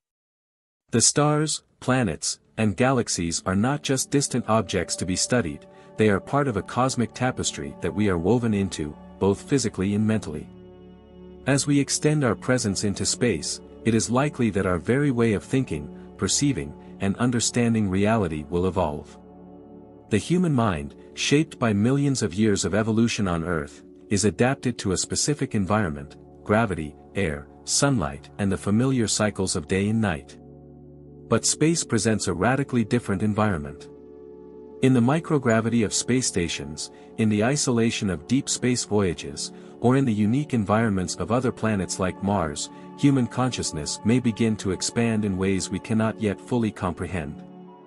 One of the most intriguing possibilities is that as we venture further into space, we will develop new forms of consciousness that are better suited to the challenges of long-term space travel and life on other worlds. For instance, deep space travel, journeys that last for decades or even centuries, will require us to rethink our relationship with time. On Earth, we measure time by the cycles of the sun and the seasons, but in deep space, those cycles will no longer apply. Time will become relative, not just in the sense of Einstein's theory of relativity, but in the way we experience it. For the first time in human history, we may need to develop new mental frameworks for understanding and living within such vast temporal scales. This raises a fascinating question: will human consciousness evolve to adapt to these new conditions?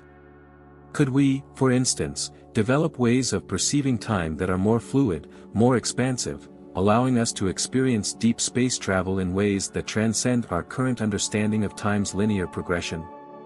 Could we learn to live in cosmic time, where the rhythms of our minds are in sync with the cycles of stars and galaxies rather than the rotation of a single planet? Beyond time, space itself presents a challenge to human consciousness. The infinite void, the vast distances between stars, the sheer emptiness of space, these are concepts that stretch the limits of human comprehension. Our minds are accustomed to thinking in terms of landscapes, horizons, and the familiar spaces of Earth. But in space, those boundaries dissolve. There are no horizons, no edges, no landmarks to ground our perceptions. The universe is vast beyond measure, and that vastness could reshape the way we perceive reality itself. Imagine living in a space station orbiting a distant planet, or traveling in a spacecraft through the void between stars.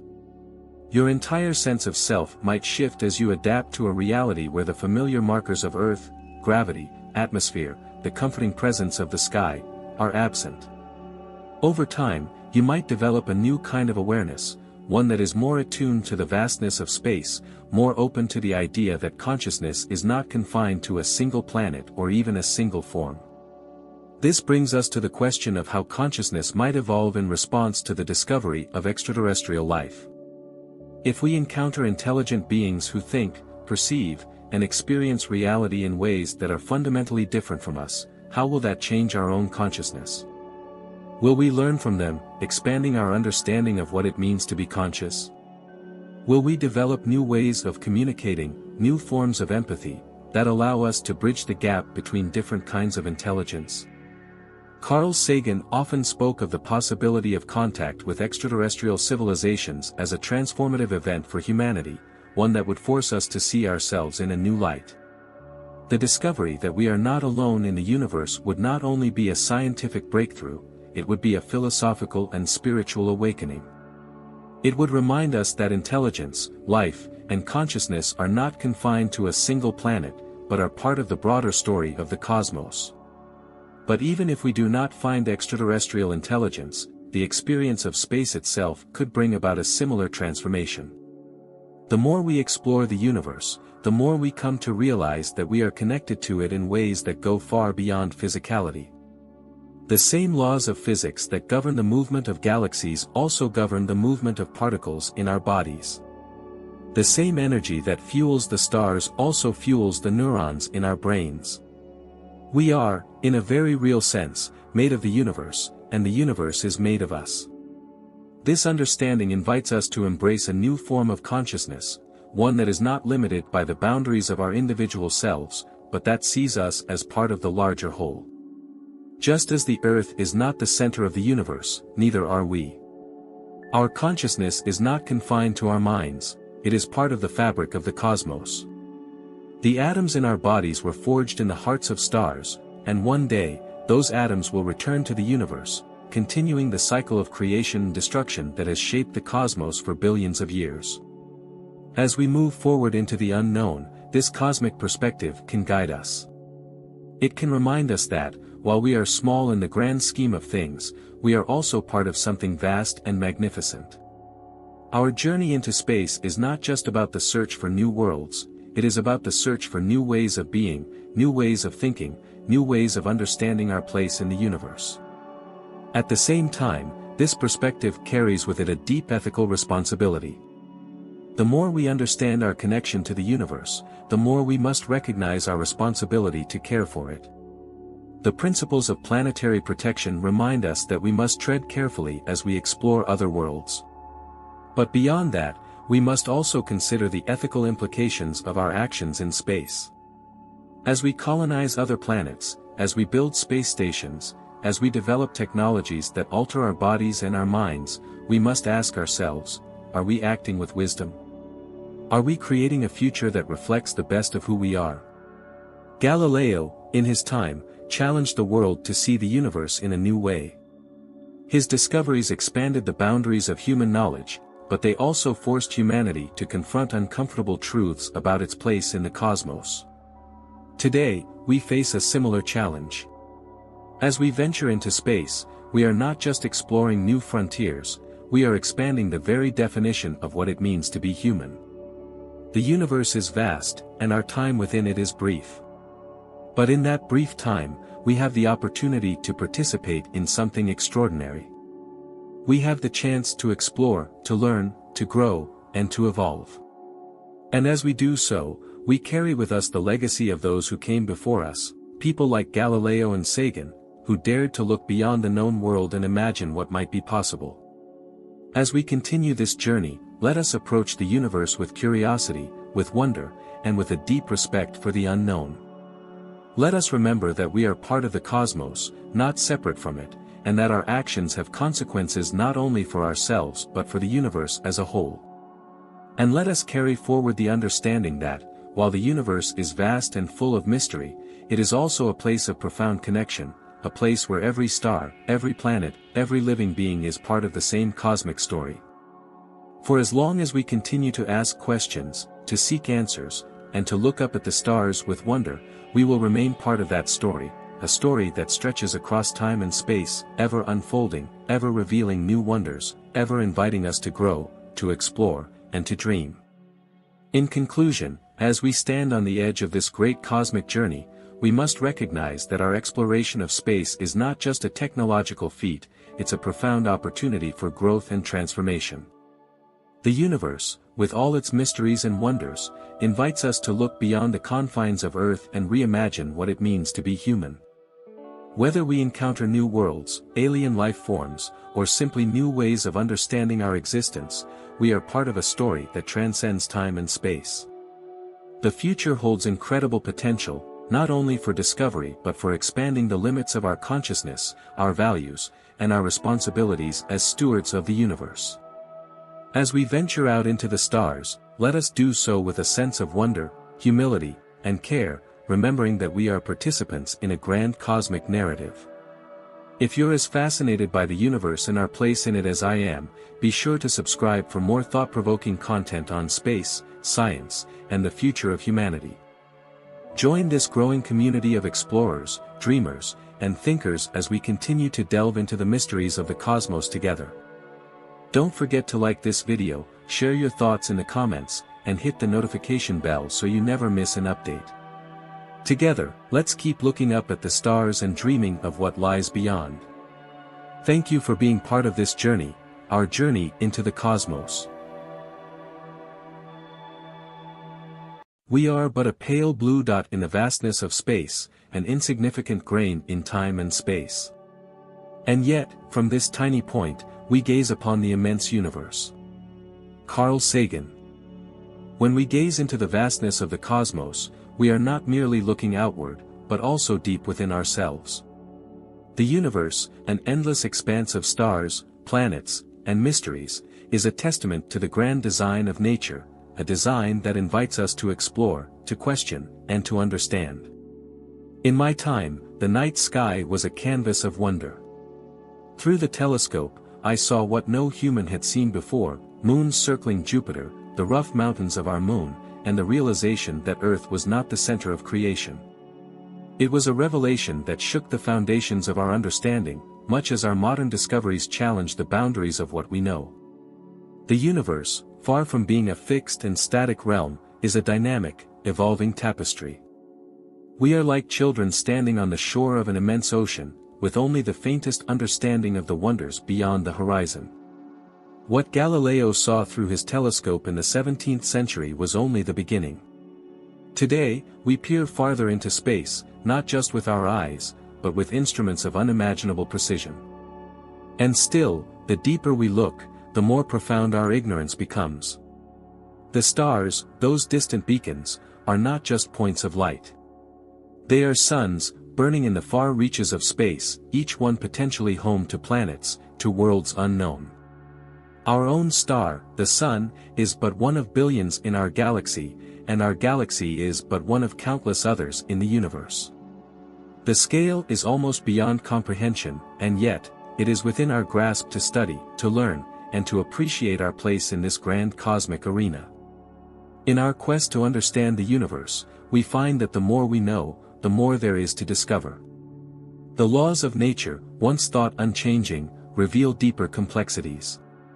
The light from distant stars, traveling across the eons, tells the story of the birth and death of galaxies. Black holes, dark matter, and the mysterious pull of dark energy remind us that the universe holds secrets we are only beginning to unravel. Yet for all its vastness, the universe speaks to our most fundamental questions: who are we? Why are we here? And how is it that from the dust of stars, life arose, and with it, minds capable of wondering at the very stars themselves? We stand on the shoulders of giants, Galileo, Copernicus, Newton, and continue their journey, propelled by curiosity and awe. As Galileo once dared to look through his telescope and challenge the accepted truths of his time, so too must we dare to push beyond the boundaries of our current understanding. The universe calls to us, not with a voice, but with the silent majesty of its stars, the rhythm of its galaxies, and the pulse of time itself.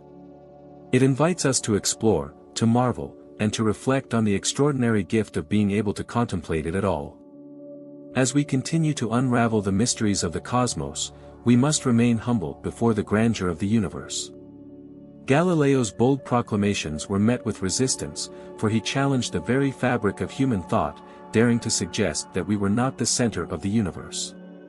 Yet it was this courage to seek the truth, no matter how unsettling, that opened the door to modern astronomy and set humanity on a path of discovery that transcends the centuries. Today, we have taken Galileo's vision and expanded it beyond the wildest dreams of his time.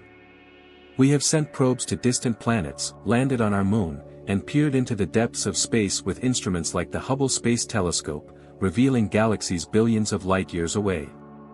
And still, we are only scratching the surface. The universe is not static, it evolves, much like our understanding of it. From the Big Bang, a singular moment of unimaginable energy in creation, the cosmos has stretched and expanded, giving birth to galaxies, stars, and planets. It is a process that has been ongoing for over 13.8 billion years. And in this vast stretch of time, we find ourselves on a small planet orbiting a modest star, caught in the middle of this grand unfolding. What is remarkable is that we, as humans, are a part of this story. We are the universe's way of knowing itself, born from the very elements forged in the hearts of stars. As Carl Sagan